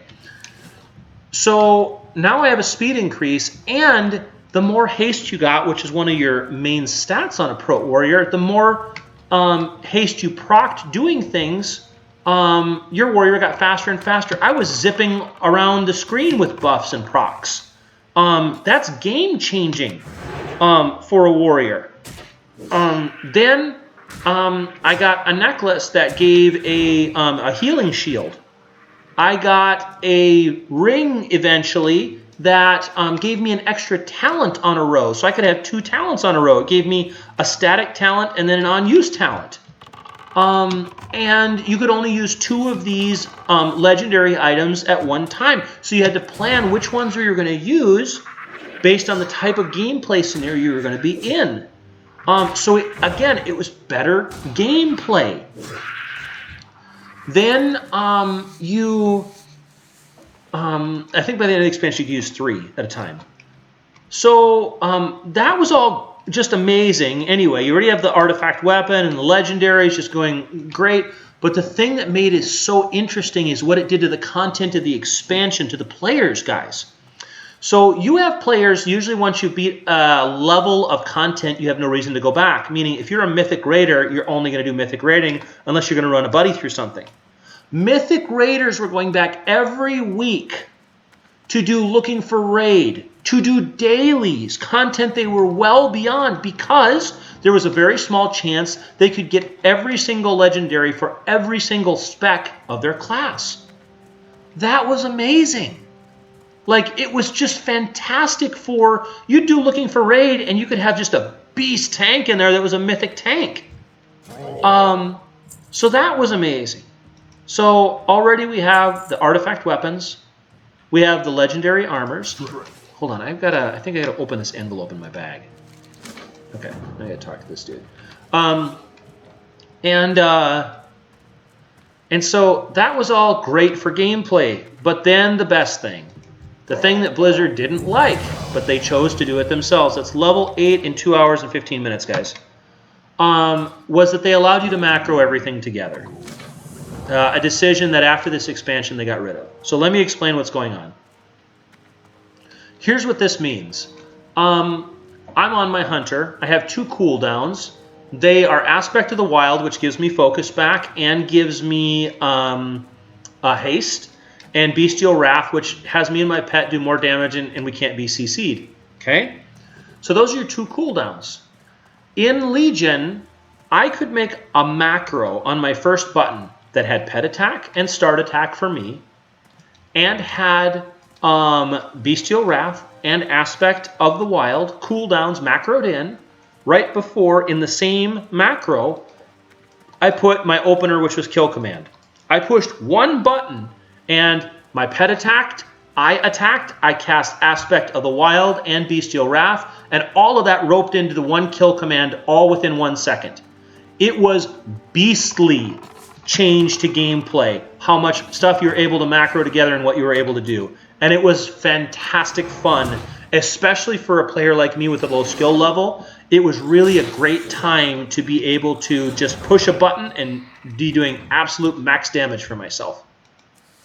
So when that happened, once I figured that out at the start of the expansion, I had this really weird moment, like a really palpable moment for myself where I was like, what other classes would this work for? This is crazy how easy this is and how great it works. And I thought, I could tank with this. And I hadn't tanked since Wrath because it was stressful. Not anymore. I made a Pro Warrior. What did I get? Woohoo! Second bag! Four slot, baby! Oh man, we're really scraping the bottom here just to do anything, aren't we, guys?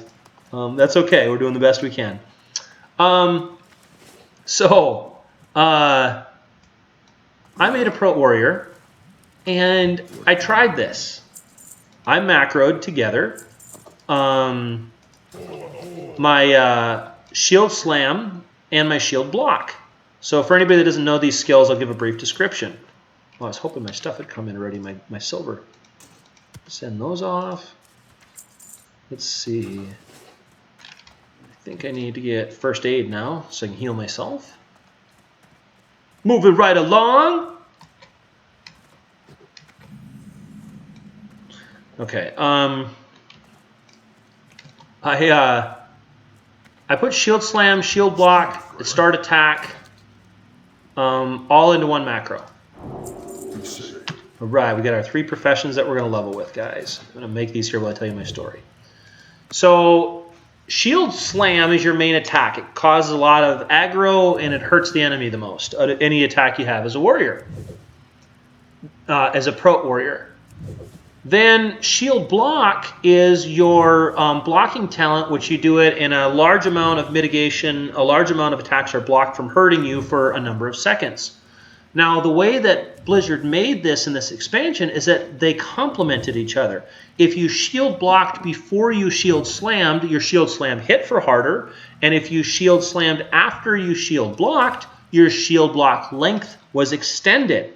So they worked together in concert. So you made a macro that went start attack with shield block and shield slam all in one button push. Boom! You hit them with your hardest attack, and you were mitigating physical damage in one button. That was amazing. Next button I had right next to it to start my fights. Charge. Charge also had, as a Pro Warrior, I was going to taunt the mob anyway. It had taunt and heroic throw and start attack macroed into one button. So I saw a mob, boom, hit that, charge towards it, taunted it, threw my weapon at it, and started attacking it all in 1 second. Pretty amazing. Next button.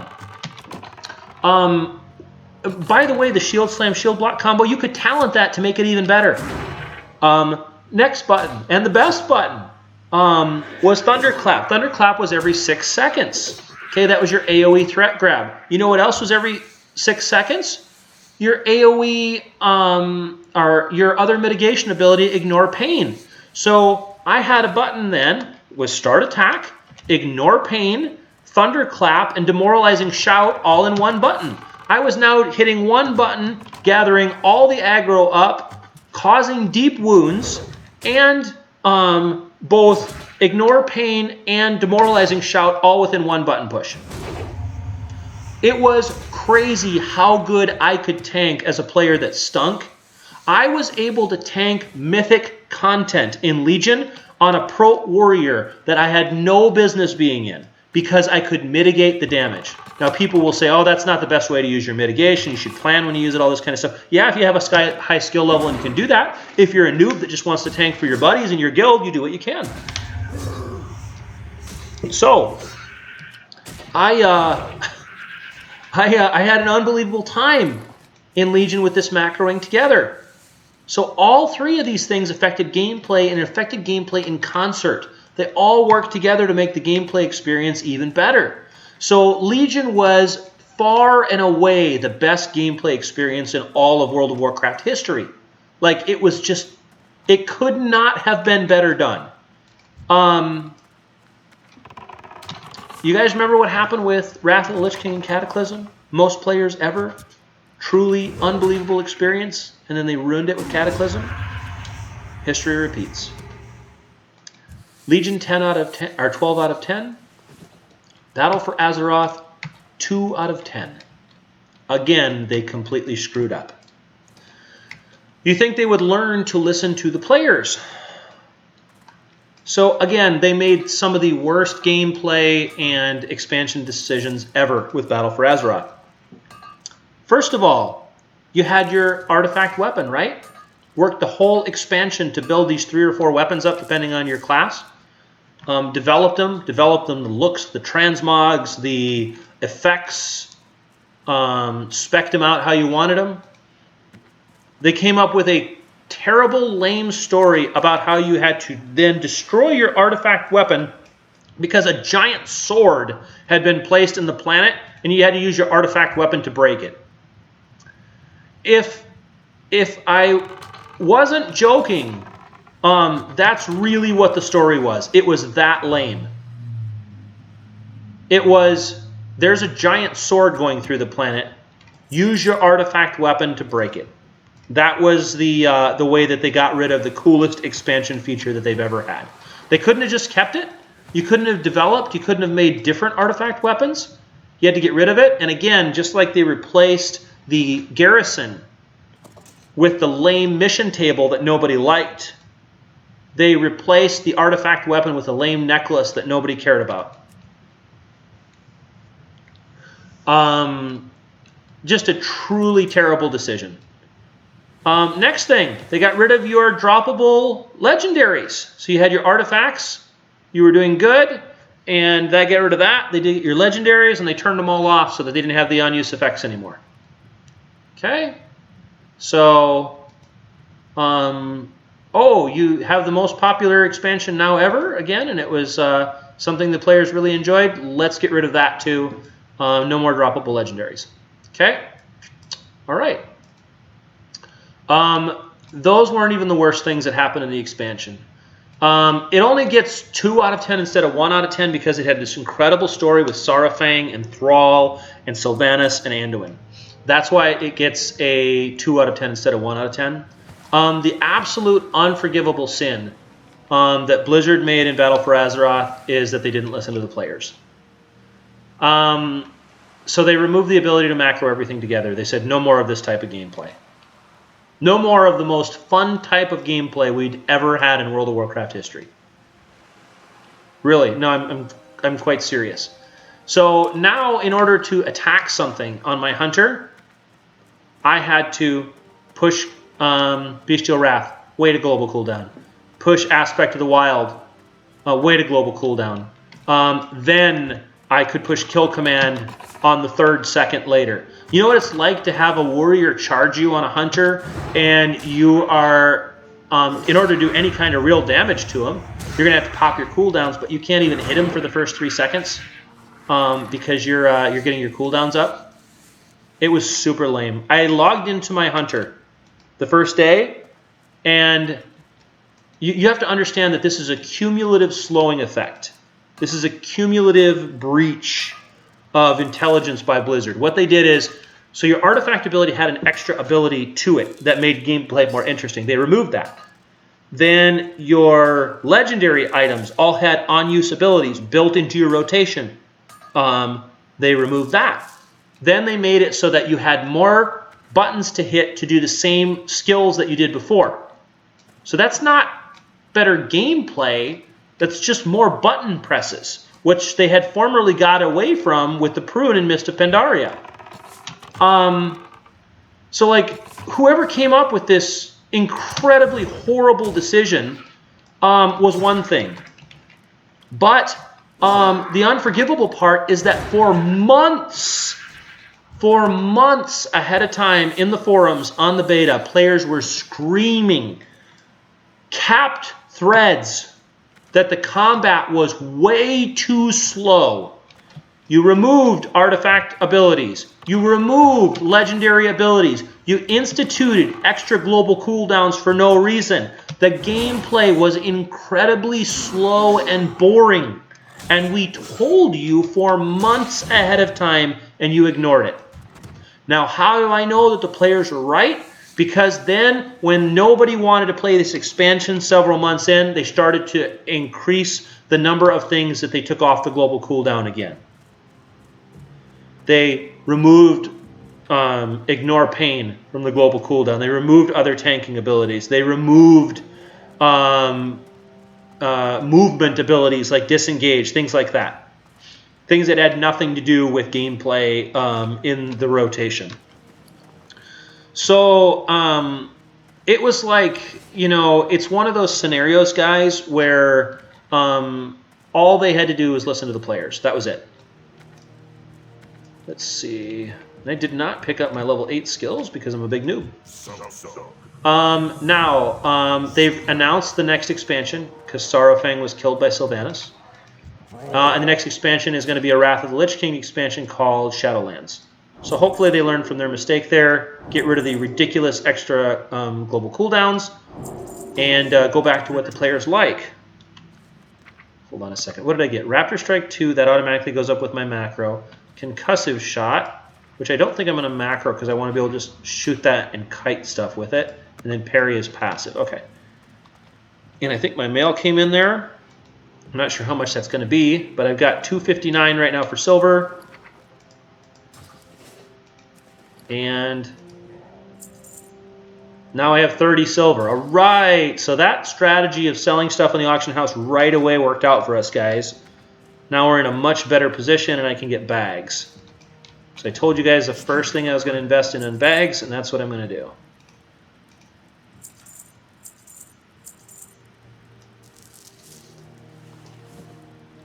So I think it's not going to be worth it for me to do a whole other trip to Orgrimmar right now. I just need to take the space and roll. So let's see. There we go. General goods. Hopefully this guy, I think this is the bag vendor. Let's see. 1, 2, and I'll replace my 4 slot as well. 3. Go forth to the victory. Now I'm down to 15 silver, which is more than I would have obviously right now anyway. At my level, and I bought my skills, and I have bigger bags. So now I'll be able to collect a lot more stuff so that I can sell more stuff on the auction house. So I'm going to clean my bags out, and then I head up to my next series of quests. Yeah. So again, I didn't really want to go on that kind of a rant, but the nice thing about that is I get to end on a good note because now we come back to Classic. Now, Classic has become the game of the year this year. So how do you release a 15-year-old game and it wins every award for game of the year? Classic is challenging, as you're seeing right now. Classic, everybody's starting from 0. So it's really a new game to people. And a lot of people didn't even get to play Classic initially. So they're coming back and getting to experience this content for the first time. So to them, it really is a new game. And it's a great game, obviously, to play. And so I think it was really smart. Now, because Classic has been so successful, I predict that Blizzard will release expansion-themed expansions for every expansion, meaning you're going to have a BC, one that caps out, a Wrath one for each expansion, and servers for those. And I think I'm going to send 2 more silver to my bank. Okay. So now my bank is set to be able to start to make gold. And let's see, what do I want to do next? Razor Mains. Let's see. Better fill up on arrows. Okay, so now I think I'm in a better position to be able to hold more stuff. This is not a great deal more stuff, but it's way more than I had with just this bag. Let's see, arrows. Oh, just 1 stack. No, I'm already full. Well, here's a little bit better bow. It's only 2 silver. I think I'll pick that up. Sell the old one. Okay, we're off. Now, yeah, Classic is just great. And again, I don't want anybody, if you listen to that whole rant, to think that I don't love Blizzard or World of Warcraft. I do, obviously. Like I said, it's been the game of my life. I've really loved playing. And it was just some of the expansions for me were great and some weren't great, but it's like that for everybody. So in the comments, guys, I'd love to hear what your favorite expansion and your least favorite expansion is. My 3 favorites were Wrath of the Lich King, Warlords of Draenor, and Legion. And my least favorites were Cataclysm, followed by BFA, followed by Mist of Pandaria. Yeah, I'm really hoping that they improve and learn from their mistakes when they make Shadowlands. And I think that that's also why Classic is so popular, is because BFA was such a stinker that now people are really playing this. Like, I logged into BFA and I tried to play for the... Oh, look at this. I did all that to get those, and then I got a small blue pouch. How funny is that, huh? Now I got it afterwards. I really could have used it before, but it's random, so what do you do? I'm happy to get it. I'll send it to my bank, and now she'll have an extra bag. So yeah, there's room definitely for people that want to play now with Classic, because I played BFA for less than a month and quit, and I haven't done that since Cataclysm. I think it was because it's such a letdown. It's like you go from Wrath of the Lich King to Cataclysm, or you go from Legion to BFA, and it's just such an incredible letdown that's why you just kind of throw up your hands and say, well, I'm done with this expansion. Uh-oh. Well, he's a caster, so I'm going to just hope I can live through this.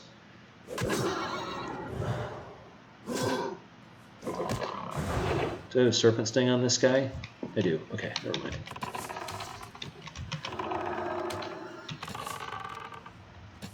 This is my first ranged mob that I'm fighting.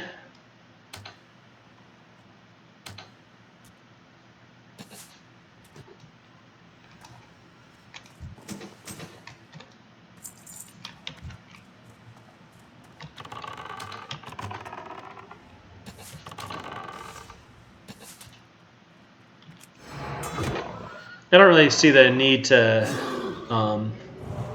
concussive shot or kite these guys too much. They're just going to die in a Raptor Strike or 2 anyway, so I think it's just a extra use of mana. They don't have a very big mana pool already right now, so some ore over here, it says.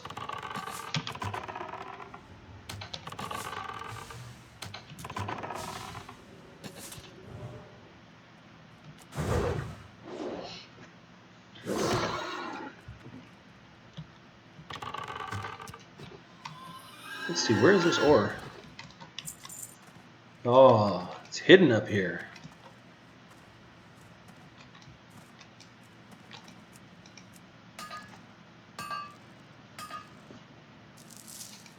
I wonder who's going to win the race to 50. Which skill? Mining, scanning, or first aid? Which one do you guys think?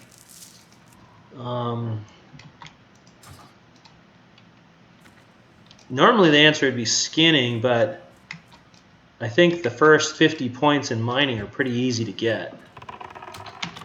My goal is to get all of them to at least 50 before I leave Durotar, because if I'm in the Barrens, it means I'm going to have to come back to Orgrimmar just to get them leveled up from the Barrens, which I don't want to have to do. So I'd like to get them all to 50 so I can buy the next skill level and just level up to 150 in the Barrens. Let's see.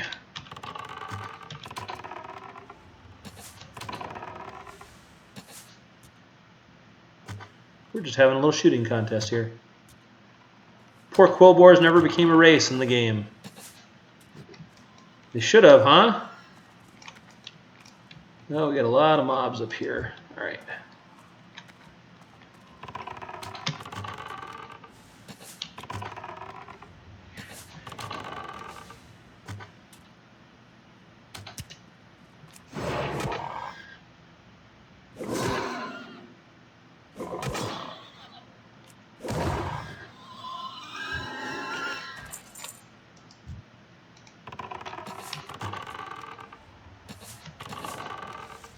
There is a chest in there. It's probably worth it to me, both in terms of linen and to get the chest. Now that I have a little more room to clear these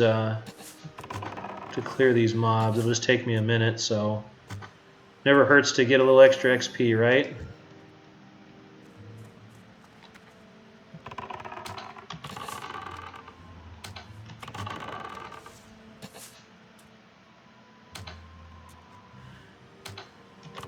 Oh, we got double scouts. I might have to use a pot on this guy. And I'm out of mana. First time for that. Hunters have energy later. I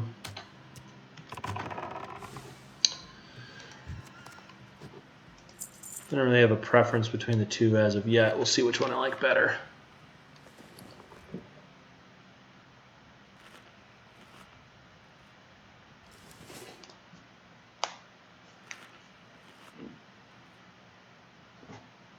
To sell that other scroll of spirit, I must have used it. Okay.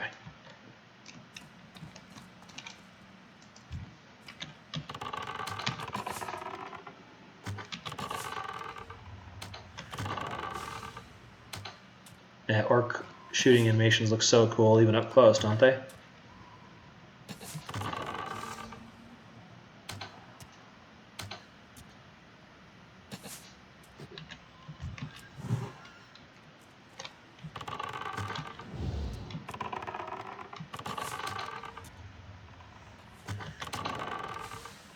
I think one more after this, and then I'm clear.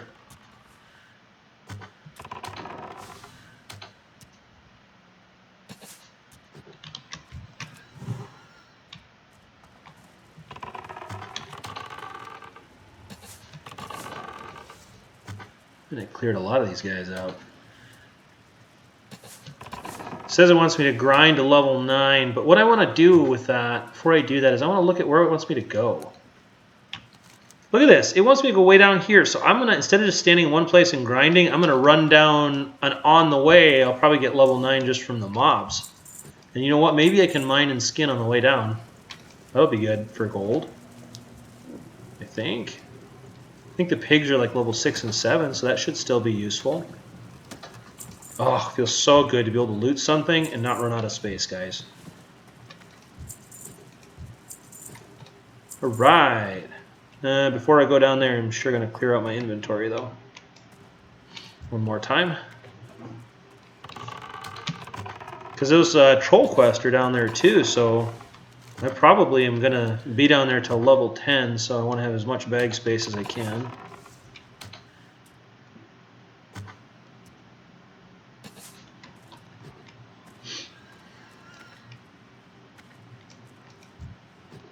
I think it's going to be kind of hard for me, guys. I was the player that literally tried to do every... I was just up here. Did I miss a copper vein? I was a player that tried to do every single dungeon quest at level. So for me just to like skip stuff... I'm not going to mess with it. For me to just skip stuff to try to level quickly, just to power quest... I think it'll be a little bit difficult for me at first, but if I start to see that I'm leveling really quickly, much more fast than I did in the original WoW, I'm going to feel better about it. And I will have to say, just as a judgment here, again, I've been playing for 15 years, so hopefully I'm a little bit less terrible than I was when I started, but the Hunter is not that difficult, much more difficult than the Warrior to level to 10, I don't think. If anything, I think it's a little easier because you can start shooting something. If you pull something, you can run away and get some distance. Okay. Got our skills ready. Let's do our first aid and our mining, send stuff to our bank, and then head south. Wonder if our bank has gotten that first shipment of stuff. I think I only sent it maybe 20 minutes ago, so I doubt it. I think I'm a little ahead of myself, but we'll see.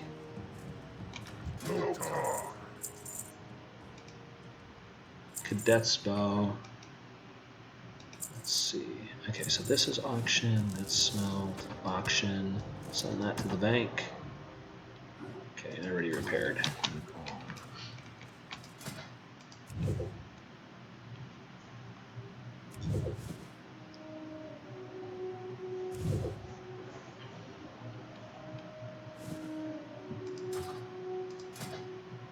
Trying to stay ahead of this. I had some really bad moments with mining, leveling, where you just got stuck.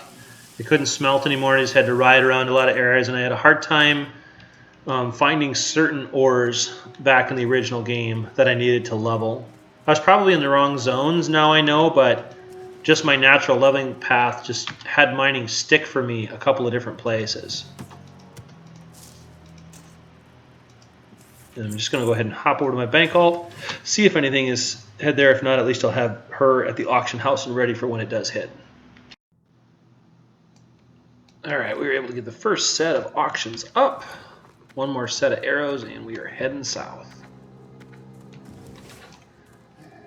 All right. I'm not sure if I can. I'm sure I can probably buy arrows down in the troll area, but just in case. Yeah. It won't hurt to have extra stacks. And I'll just feed them up to there once. So I think my plan is kind of the guide wanted me to go to level 9, and then I need to go down to this area next. So I'm just going to run along this ridge, mining all the ore that I can find and killing all the boars that I can get along the way to just to maximize my profit, my mining and skinning as I go south here.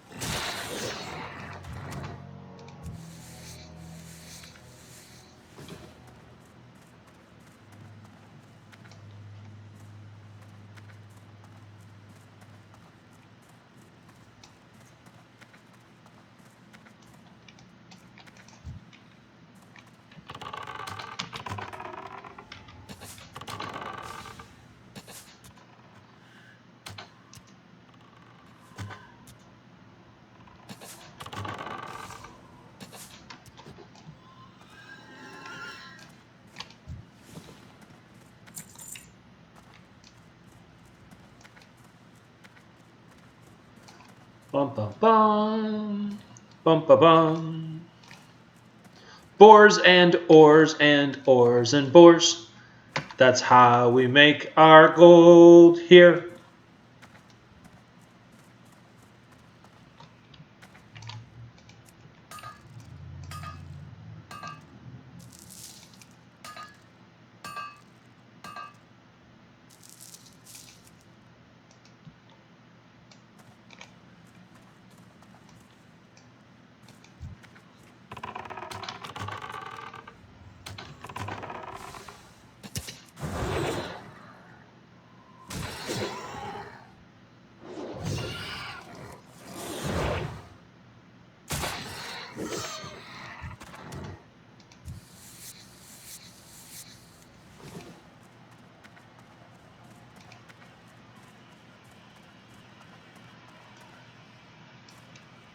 I think I can click off the herbs from this because I'm not going to need those.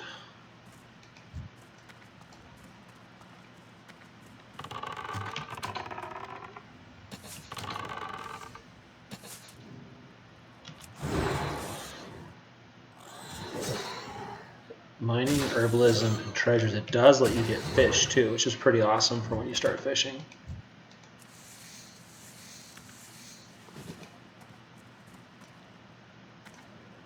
Eventually you have every node on every map uncovered and ready for you. It's pretty awesome.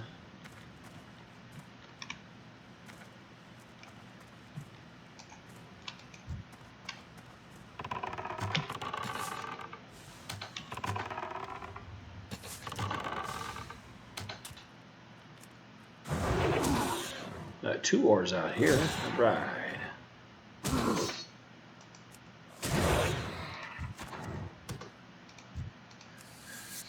So next story I can probably share with you guys, because we got several quests here until we get to level 10 and this video ends, is the pet discussion. So I've been thinking a lot about this one. I had a big fight about this because I'm a very sentimental person, and I know that whatever pet I get first, I'm probably going to get attached to and it'll just become like my main pet. So because of that, I'm trying to really choose carefully what my permanent pet is going to be. So I did a lot of research. If you guys want to do some of the same research, you just want to look things up for yourself, go to a site, go to Google and type Petopia Classic. And Petopia is Petopia. And that is the site that in like retail WoW now, you go to look at all the different pets and where to get them. But for Classic, it's much more information because pets were a lot different back in Classic. So here's some of the things I learned from the site so far, just to share with you guys my thoughts. The first one is that pets have different attack speeds in Classic. Oh, that was it for that ore. The standard pet attack speed is 2.0. And that means your pet will auto attack once every 2 seconds. Then you have some pets that attack slower than that, like the bears in Elwynn Forest, I learned, have a 2.5 attack speed. And some cats and bats have a 1.0 attack speed. Now, is there an advantage to these? Well, one attack speed doesn't do any more damage than any other, but it does affect PvP, because in PvP, the faster attack speed you have, the more you're able to push back casters' spell casting. So,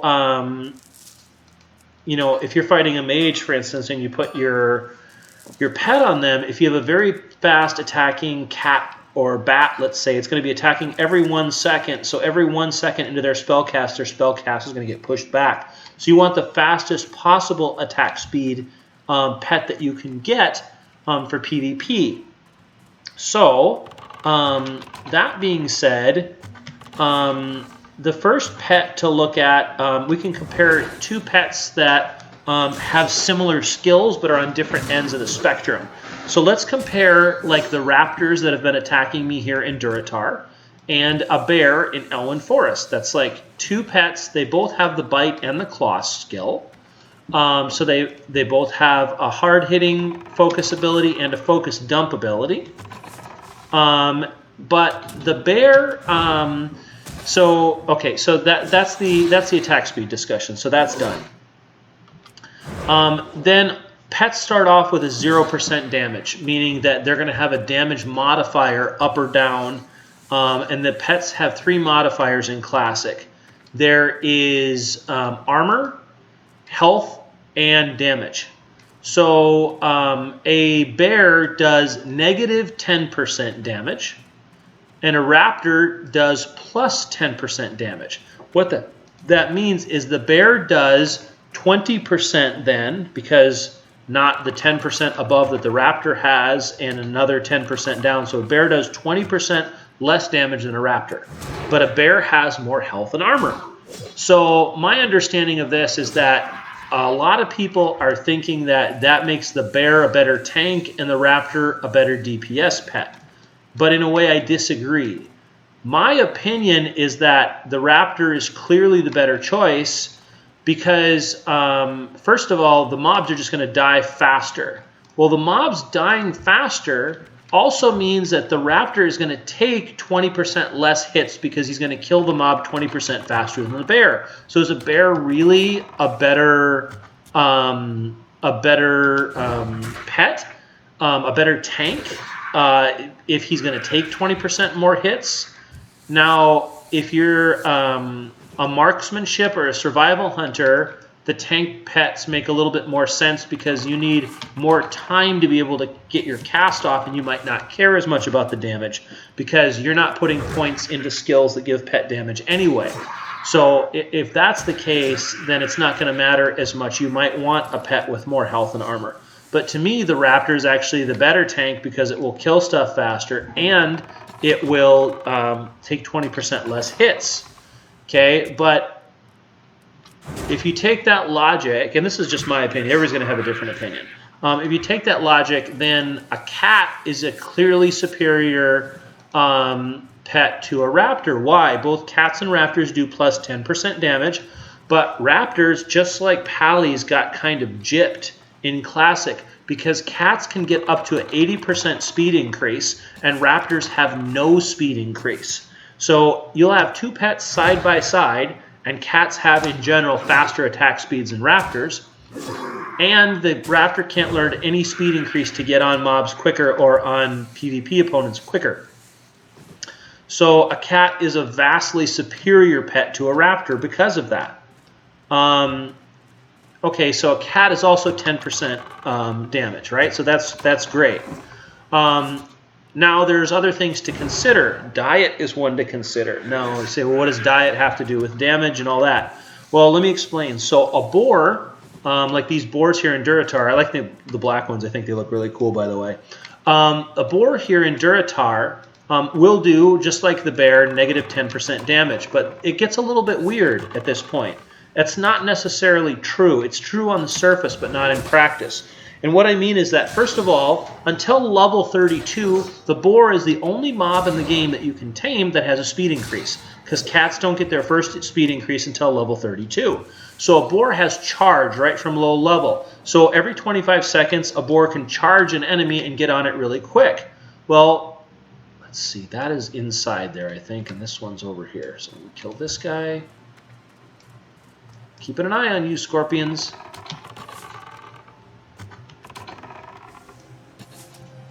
Scorpions are sneaky out here.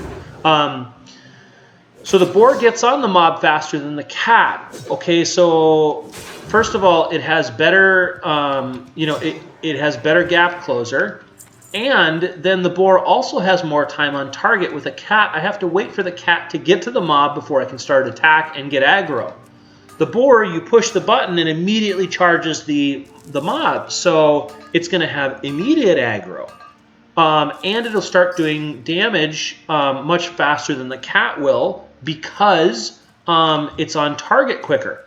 The boar also does more damage on its first attack with its charge ability. So it's going to hit a little bit harder than a negative 20% because of that. Now, the boar also doesn't have claws, so it doesn't have a focus dump, so it's not going to do as much damage with that. But the boar also has the added benefit that will eat anything. Now, you see me, here I am, poor dude with 6 slots. I'm probably going to be poor for at least the first few days of playing until I can circle more and more bags through the auction house. So what that means is if you have a boar, the boar will not just eat meat and fish like a cat. The boar will eat literally anything in your inventory that's food. If it's food, your boar will eat it. So what does that mean? Number one, you have to buy less food for your boar. And number two, your boar is going to constantly be clearing your bag of all this temporary junk. Anything that you pick up, your boar will be able to eat. So it's making you money by not having to buy as much food, and it's making you money by being able to clear your bag space for items that will sell for more on the auction house. So kind of some interesting things to think about. Then there's some other considerations. One is wind serpents. Now this one's kind of an interesting thing to think about because wind serpents, when I played vanilla, were hardly used because they were well known to have caster stats a lot of the time, which meant they had lower health and armor than other mobs their level. Well, Blizzard has said that that's a bug, and they fixed that in Classic. So now wind serpents do great damage and ranged damage. That's level 9 guys in 2 hours and 55 minutes. And they have just as good a health and armor as other pets their level. So Wind Serpent is an interesting choice. And eventually Wind Serpent at the very end of the game, once Zul'Gurub comes out, people say is the highest damage pet because there's a really high level of lightning breath you can get in Zul'Gurub. So these are all things I learned on this great Petopia site that I was mentioning. So then other things to consider is that all pets in the game are single target except for flying pets, and that is bats, owls, carrion birds. So they have an ability called Screech. So this is where you really have to kind of look at if you want to have offense, defense, what kind of style you want to play. What I'm talking about is that, like, let's say you take a cat versus an owl. So the cat will only do 3% more damage than the owl because it has bite and claw, and the owl has claw and screech. Now, screech is an AoE demoralizing shout, which is going to cast over and over every 4 seconds, and at max level will do 100 attack power minus from all enemies that it's near. So if you pull 3 mobs with your owl will cast Demoralizing Shout on all 3 mobs, and all 3 of them will have 100 less attack power towards your owl. That's really significant because the warrior max level Demoralizing Shout, I think, is 145 attack power. So the owl's is almost as good as the warrior's, and it's coming from a pet. So that's pretty neat. The best part about that is not the Demoralizing Shout itself, though. It's that the owl is going to keep aggro on more than 1 mob at a time. So here you have, for the first time, AoE aggro being kept from a mob, from your pet. And that's the only pets that will be able to do that. So if you cast Men Pet and your cat is fighting 2 mobs, the mob that you're not, the cat is not taunting, automatically is going to come back onto your hunter. But with an owl, your Men Pet will be able to not pull off, and the owl will be able to keep the mobs there. So, okay, so you go, oh wow, only 3% attack, 3% damage on the surface, and then your pet can AoE, Demoralizing Shout, and keep aggro on multiple mobs. So it looks like in this case the owl is the completely superior pet. But there's other things to consider. It's a little bit more technical. The first one is that an owl's Screech ability, or any of the Screech abilities, do much less damage over time, especially than the Bite Claw combination, which is the best combo in the game as far as damage. So your cat is, yes, only doing 3% more damage than the owl, but also is using the best focus skills, where the owl, Screech, and Claw will be fighting for focus all the time. So that's one thing to consider. The fact is, for Alliance, you can get an owl at low level, especially if you're Night Elf right in the starter zone. There's no owls available till the Horde until the high 40s. Now, you can make the run through Ashenvale into Darnassus to get an owl. You'll die several times, and it'll take you about an hour. I know because I've done it in other expansions on alts. But you have to decide if that's really what you want. Now, for me, I have decided that the best pet for my character, for my style of play, is going to be the highest possible damage pet. So in this case, it's going to be a cat. The reason for that is this. I'm not doing any instances. Instances give you very powerful weapons and armor so that your character can do a lot of damage. I'm not doing PvP, so I'm going to be missing out on cloaks, rings, and necklaces that allow you blue stuff, blue items that can really make your character hit much harder. All of my damage is going to be coming from my pet because I will literally have the worst gear possible in the game. What I mean by that is because I'm skipping instances in PvP, I'm only going to have gear, and I'm power leveling, so it makes no sense to buy anything off the auction house. I'm only going to have gear that drops from mobs and what comes from quests, which is generally the weakest form of gear in the game. So it makes much more sense for me to pick Beast Mastery, pick the highest damage pet that I can get, and put all of my points into making my pet do as much damage as possible. So that's the strategy that I've decided to go with. Now, there's cats right here in Durotar that I can get, but there is a special cat that I found on Petopia, and he's in the Mulgore zone, which is the Tauren zone, and his name is the Rake. And he is special because he starts off with a 1.2 attack speed. So you'll have a very powerful pet that you can keep the whole game. There's only one cat with a faster attack speed called Broken Tooth. They can get level 38 in the Badlands, but that's only 1.0 versus 1.2, so it's not a significant difference. If I got the Rake at level 10 and could keep him all the way through the game, that would be an excellent pet for me for the type of pet that I need, both for PvP and PvE in the game. So I think that's what I'm going to do. Now, there's caveats to this. First of all, as you see, I am an orc, so I'm not in Mulgore. So that means I'd have to make about the half-hour run over there. Well, that normally doesn't sound like it's a good idea for a speed leveling video. Also, this Rake is a rare spawn, so everybody that sees him is going to kill him for the chance to get a green item and more experience. And he has a wide spawn path, so he might not even be up. If he's up, I might not even be able to find him. But there are some things that I thought about along the way, guys. The first one is that I need the 3 flight paths that are on the way anyway. Those flight paths are Crossroad, Camp Truajo, or however you say it, and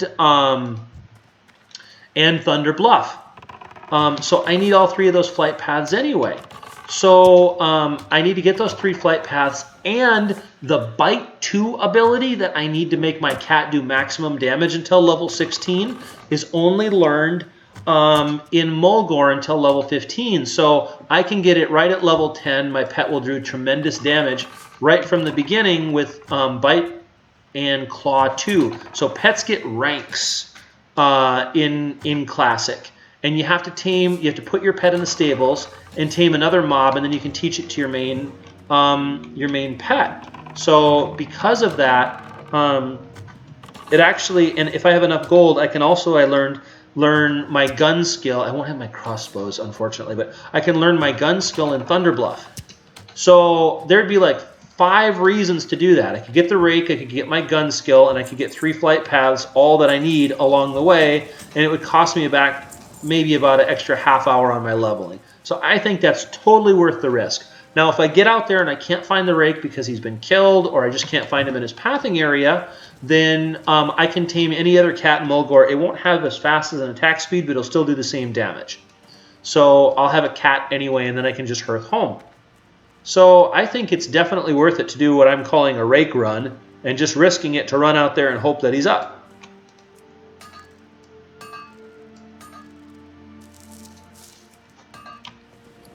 Man, good thing I'm done with this quest and headed to town. I don't think there's a mailbox in the troll village, so I'll have to carry this stuff as I do those island quests, but at least I can sell off maybe some of it.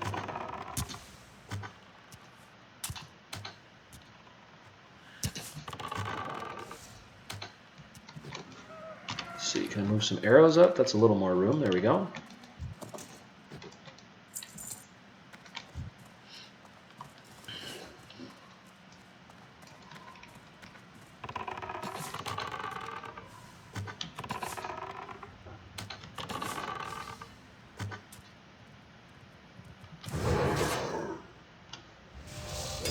Oh, that ore respawned again too. Great.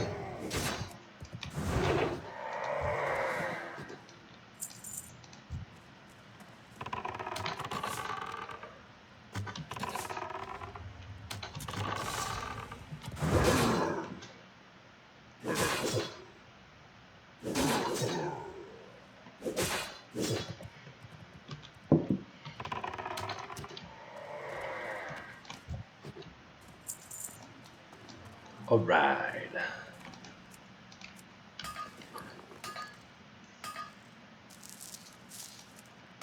So it'll be a little anticlimactic if I run all the way out there and don't get the Rake, but if I do get him, it'll be a big moment of elation.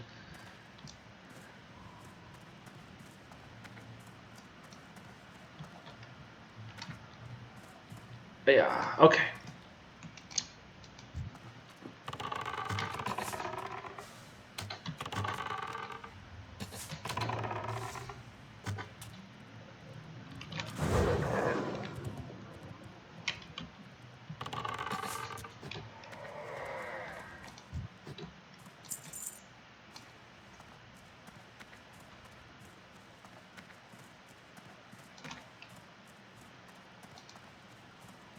So many scorpions Try to avoid as much of this aggro as I can. I'm supposed to be grinding these mobs, remember? Don't you remember? You're supposed to be grinding to and from your quest objectives. Oh, that's right. Okay. Grinding, grinding. Oh, there's an ore there. Where are you? Oh, there's 2 ores. Like Pokemon, I gotta get every one. Is this dude right here? It says he is. What's up, Mr. Man? There's 2 ores over there I gotta go get. Hold up a second. Seasoned Fighter's Cloak. How many scorpions are guarding each of these ores? There's a bunch on that way. Ah! I was joking! No! I killed the wrong... I tagged the wrong mob. Come on, Matt. Are you serious? That's what you get for tap targeting.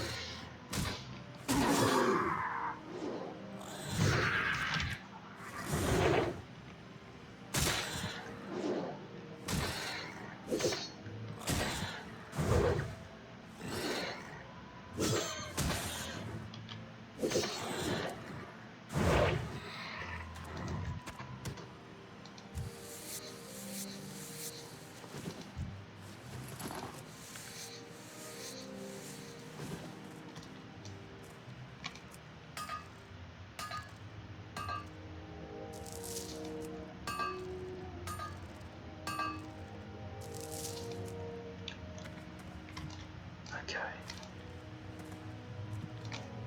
I see you, scorpions.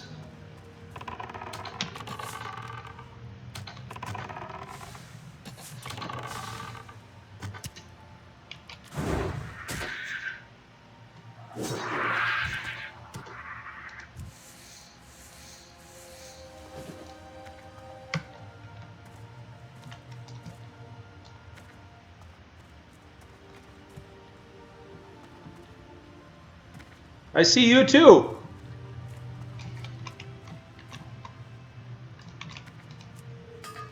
I'm talking to scorpions in video game. Because they're very crafty craftsmen. They're attacking me when I'm not looking, that's why. Okay. Where am I supposed to go? To the troll village. Lots of junk to sell.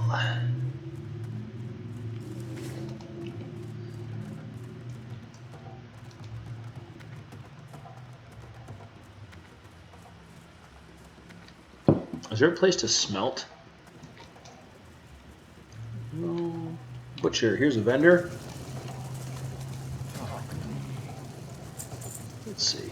Don't need toadstools or old cloaks or grips or scorpion stingers or other cloaks or whatever this is.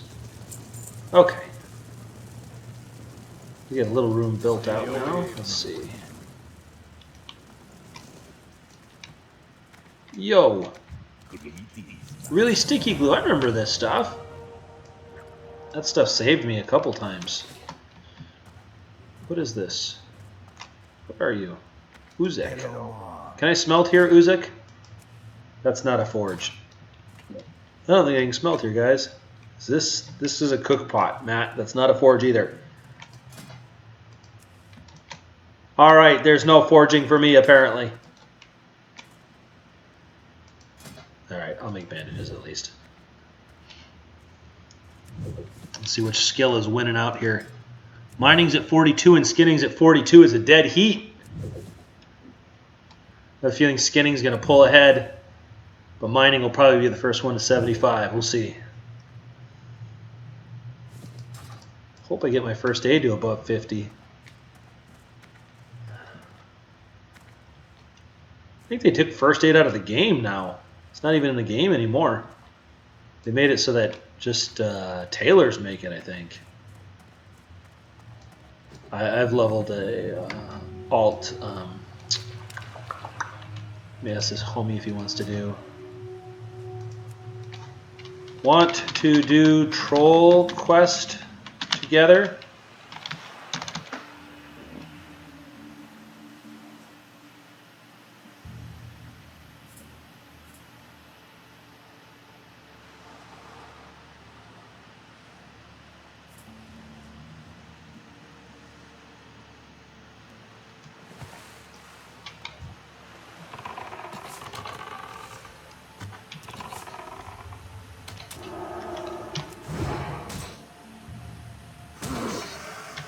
He has to log out soon.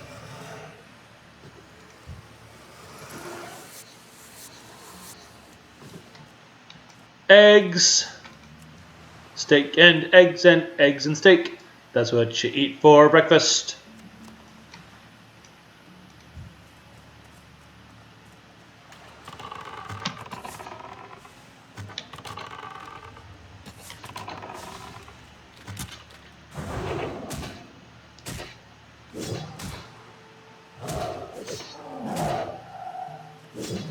We got a lot of quests to do here, folks. We got to kill trolls. We got to get tiger furs. What do we got to do? We got to get tail lasher eggs, whatever that is. That's the, oh, raptor eggs, yeah.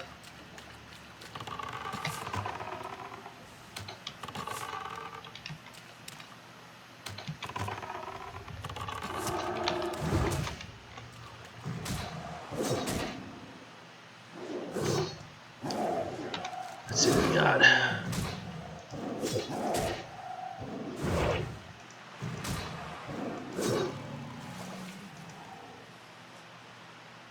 Four quests to do here on the Isles.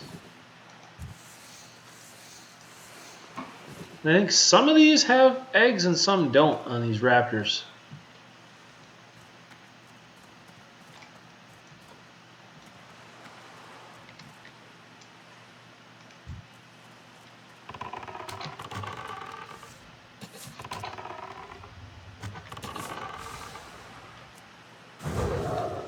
See, has this guy got eggs? He does. And there's another kitty.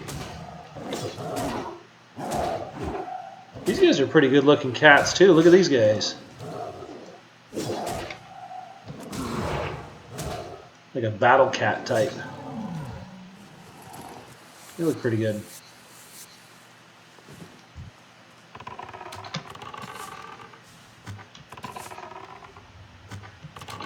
Probably still take a cat and Mulgore though, if I can't get the rake, just because I want to see Mulgore pretty bad.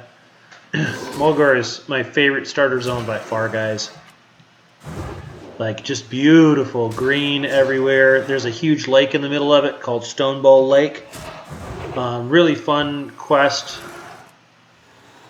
They're a very noble race, and I really like the Tauren. Second favorite starter zone is the humans. My very first character in World of Warcraft was actually a human warrior, not a Tauren warrior. What happened was I had watched the cinematic, and so not knowing anything about MMOs, I thought the Horde were evil after seeing the Undead Warlock. And so I thought, well, I better not play through the game on the evil side first. I better play through on the good side. I didn't really understand. And then I was about level 20 on this human warrior, so I really like Elwyn Forest because of that. Really great zone. I was talking to some people, and I was like, I really wanted to roll the Tauren warrior. And they're like, well, why didn't you, Matt? And I was like, well, I don't know, I just didn't want to roll on the evil side. And they kind of explained to me that both races had good and evil characters on it, and that there was not an evil or a good side. And so I said, well, can I, So I went back. I needed the name. I had the name Matt, actually. And so I went back and used that and deleted that character so I could use it on Tauren Warrior. So that became my first main to level 60. Man, I really love that character, Zerl. He was a guild master. He had a really good-sized guild on Veclanash that I had a great deal of fun and put way too much time into, but it was a lot of fun anyway. It was fine. I just had a really good time with it.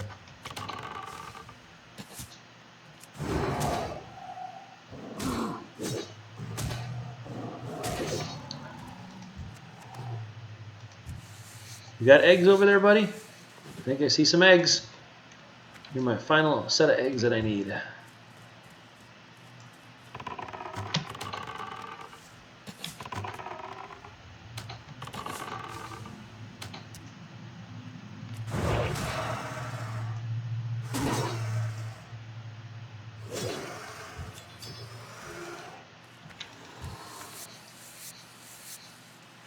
Ah, skinning one.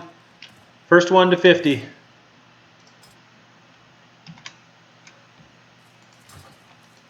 We'll see who hits 75 first. Got my egg quest done. That one's done. And I got to finish up these cats.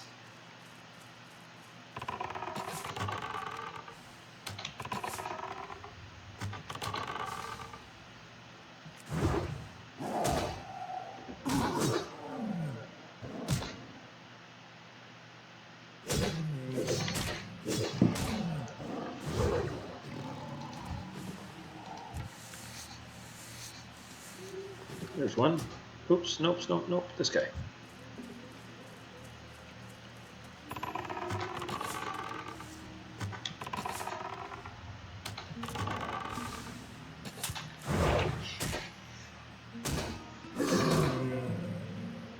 Yeah, I really like this speed, this add-on on the side here, speedrun splits. This one here that I'm moving around, it's a really great add-on for tracking. This one below it is called Accountant Classic, and that one is just tracks your gold on the character, so I always know without having to open my bags how much I've got. Kind of keeps a ticker there for me to see right below my leveling time, so I can think about what I'm doing, you know. Always try to maximize both experience per hour and gold per hour as I'm leveling, and I'm not too worried about it where I'm doing it at the expense of fun. I'm having a ton of fun right now. The nostalgia for playing Classic is just great. I'm having a really good time, so I'm happy for that. Man, this place, I could just come to this main island with the trolls. A lot of cats here too. Yeah, just really really great nostalgia. I'm sure everybody else is playing Classic is feeling the same thing. It's just a lot of fun. Where are the trolley trolls? Oh, hey. You wanna team up? Invite, please.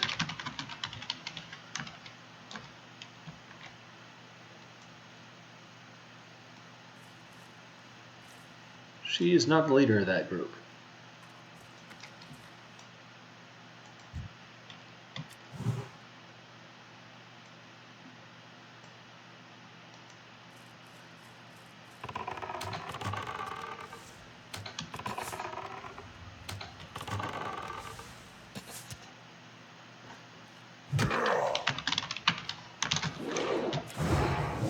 What about you? Yeah, you're the leader.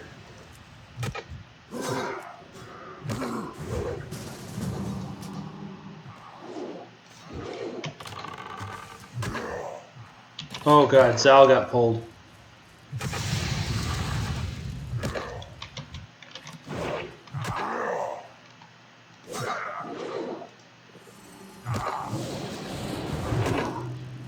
This is quite the cluster. Yeah, this is a whole cluster. I don't know why they pulled Zalazane. They could have waited. You leave me alone? Okay.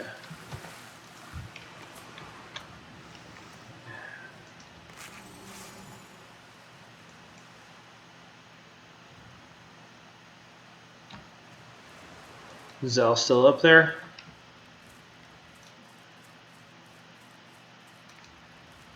Here we go. We're gonna kite him.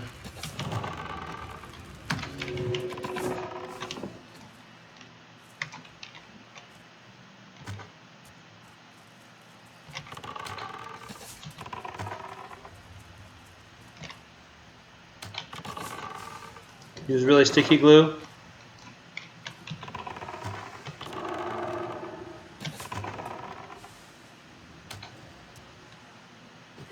Boom, we got him.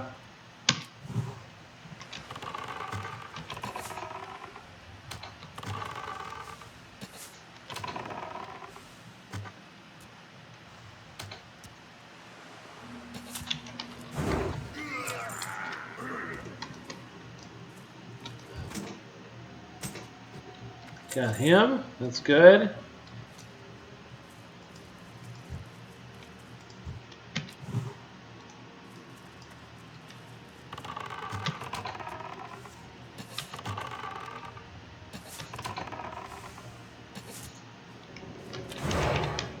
Ah, healing. No fair.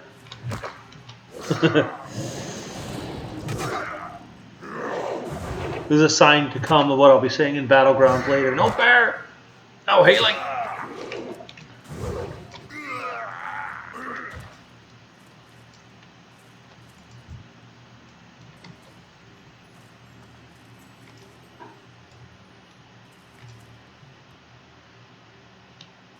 Maybe those guys are done with the trolls, apparently.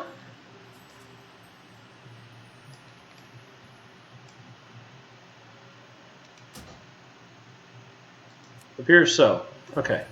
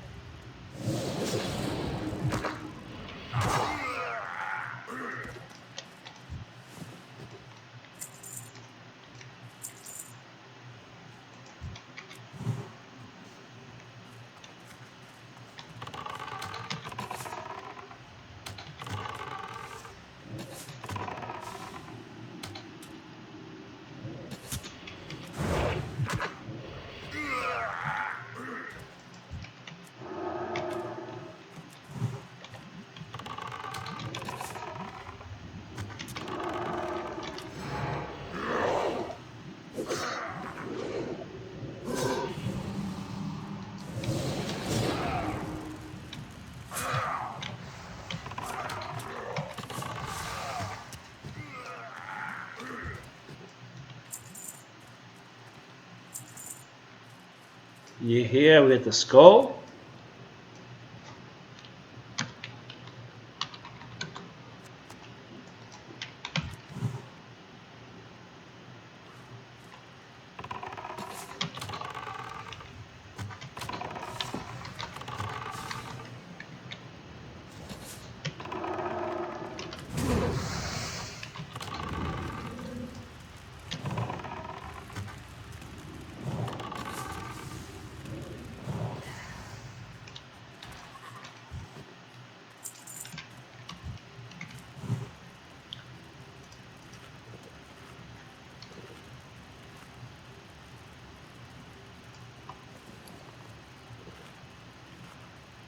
Lots of ore to smelt. That's great.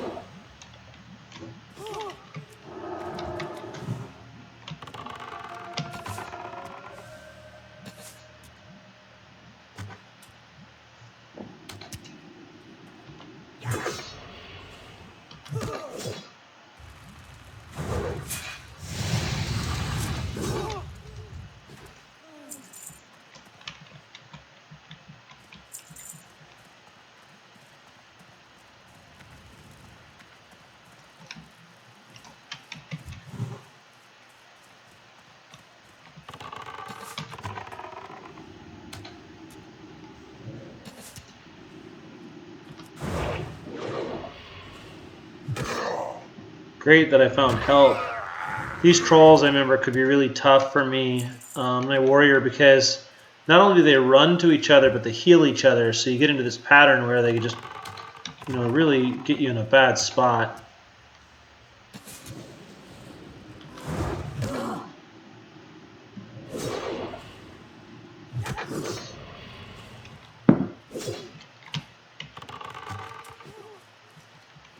I need 2 more hex.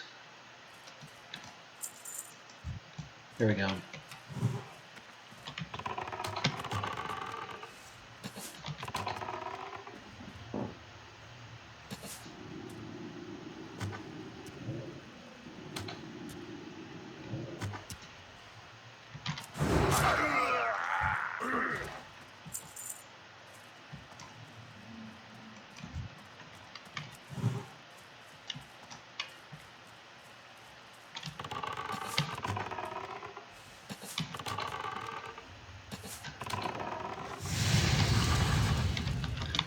You done?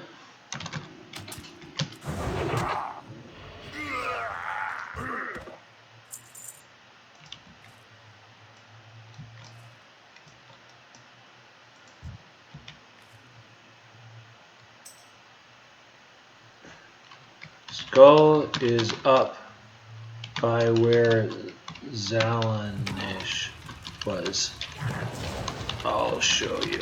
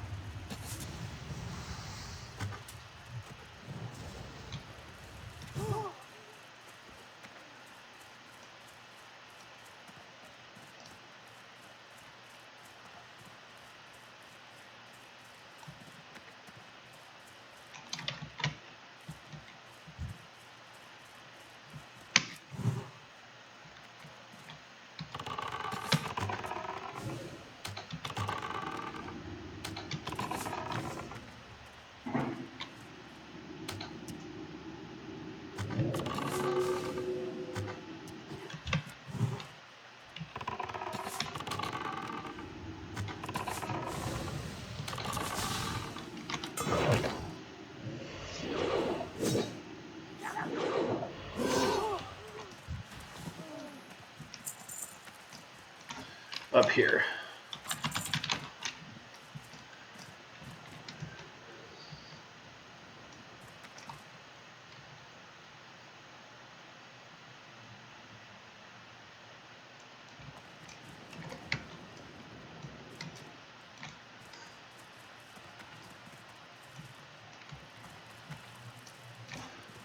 No problem. Thank you for group. You made that way easier. Okay.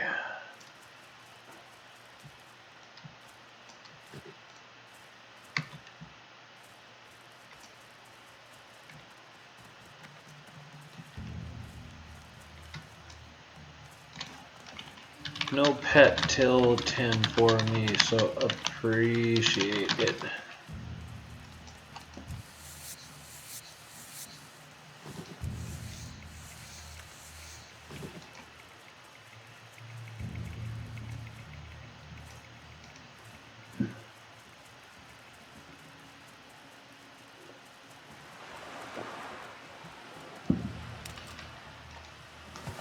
Okay.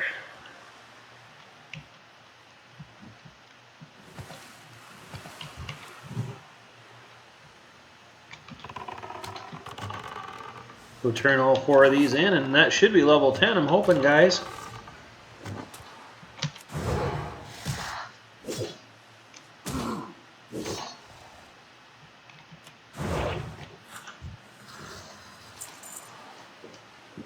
Then I gotta go get my pet, I think.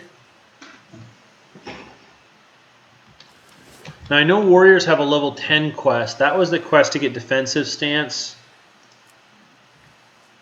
where you had to go talk to the guy in the Barrens, and then you have to come back into Durotar, and they have you go through like this Thunder Lizard area by Fizzle, where you have to kill, I think, 10 Thunder Lizards and like get their hides or something like that, and then you bring them back, and then the guy gives you defensive stance, and then you can tank.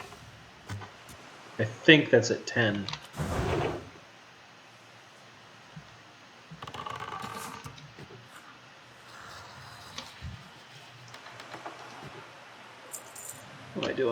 Alright, it doesn't matter anyway on the bag space because I'm going to be able to go back to town.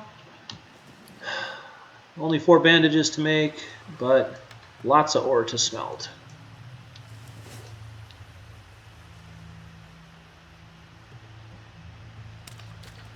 And then my guide here has this little bar down below. It tells you how many quests you've done out of how many that are in the area that it wants you to do. Oh my gosh, look at this. I'm not even half done with Durotar. I thought I was done basically. 20 out of 41. I still have more quests to do than I've done. That's nuts. Wow. Okay. Veiled grips. Some new gloves.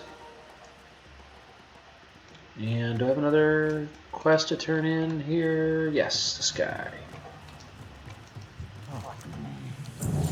That's 10, guys. Very excited. That is level 10 in 3 hours and 33 minutes. Nice round number. Oh, there's a quest here. Oh, there's a quest. Did I miss one? I don't think I did. Oh, it's just a quest to do your hunter stuff. Okay. Hearth back.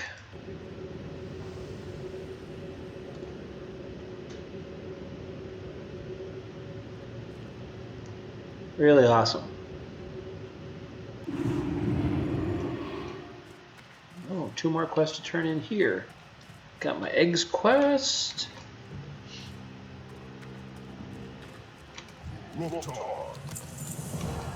Sell some junk.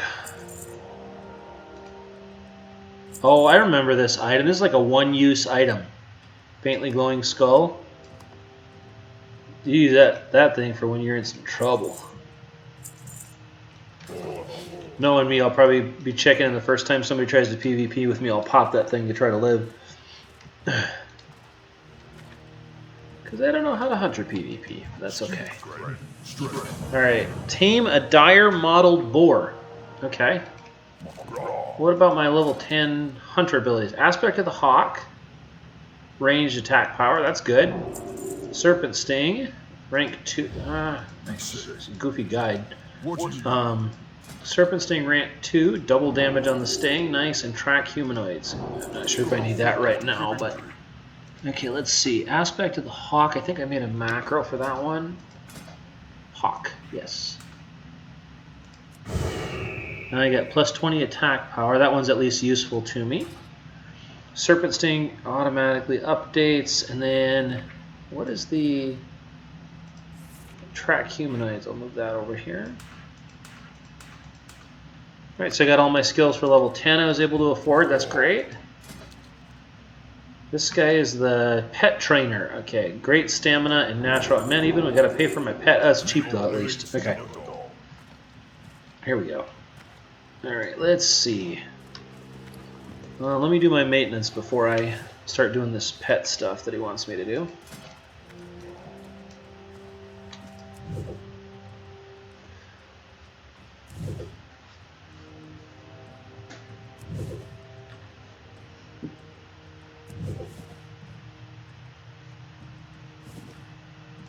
And mining.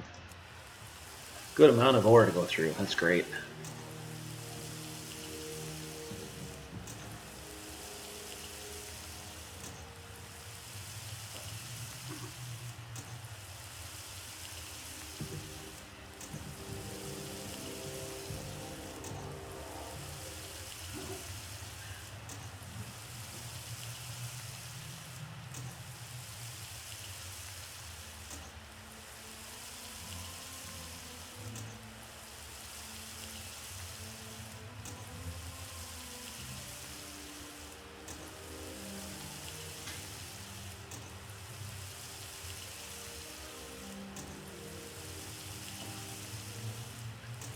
Come on, get that 50.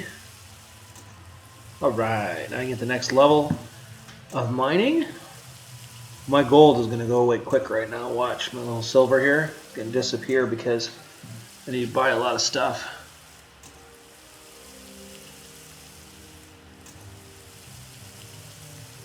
I got to buy the next rank of skinning and mining. Those are 5 silver apiece. I don't think I can buy the new food, new water, or new arrows. So first time now I'm too broke to do something. First of many, I'm sure. On the first day here before you get any money together, right? Send bank. Send. Send, send, send, send, and send. Boom. And I think I can sell these. Okay, let's see. Is that the case? Yep. Sell my extra bandages. And I think that's where I'm going to call that one, guys, because that's level 10. And next one should be 10 to 15. So thanks for watching. Check out the next one.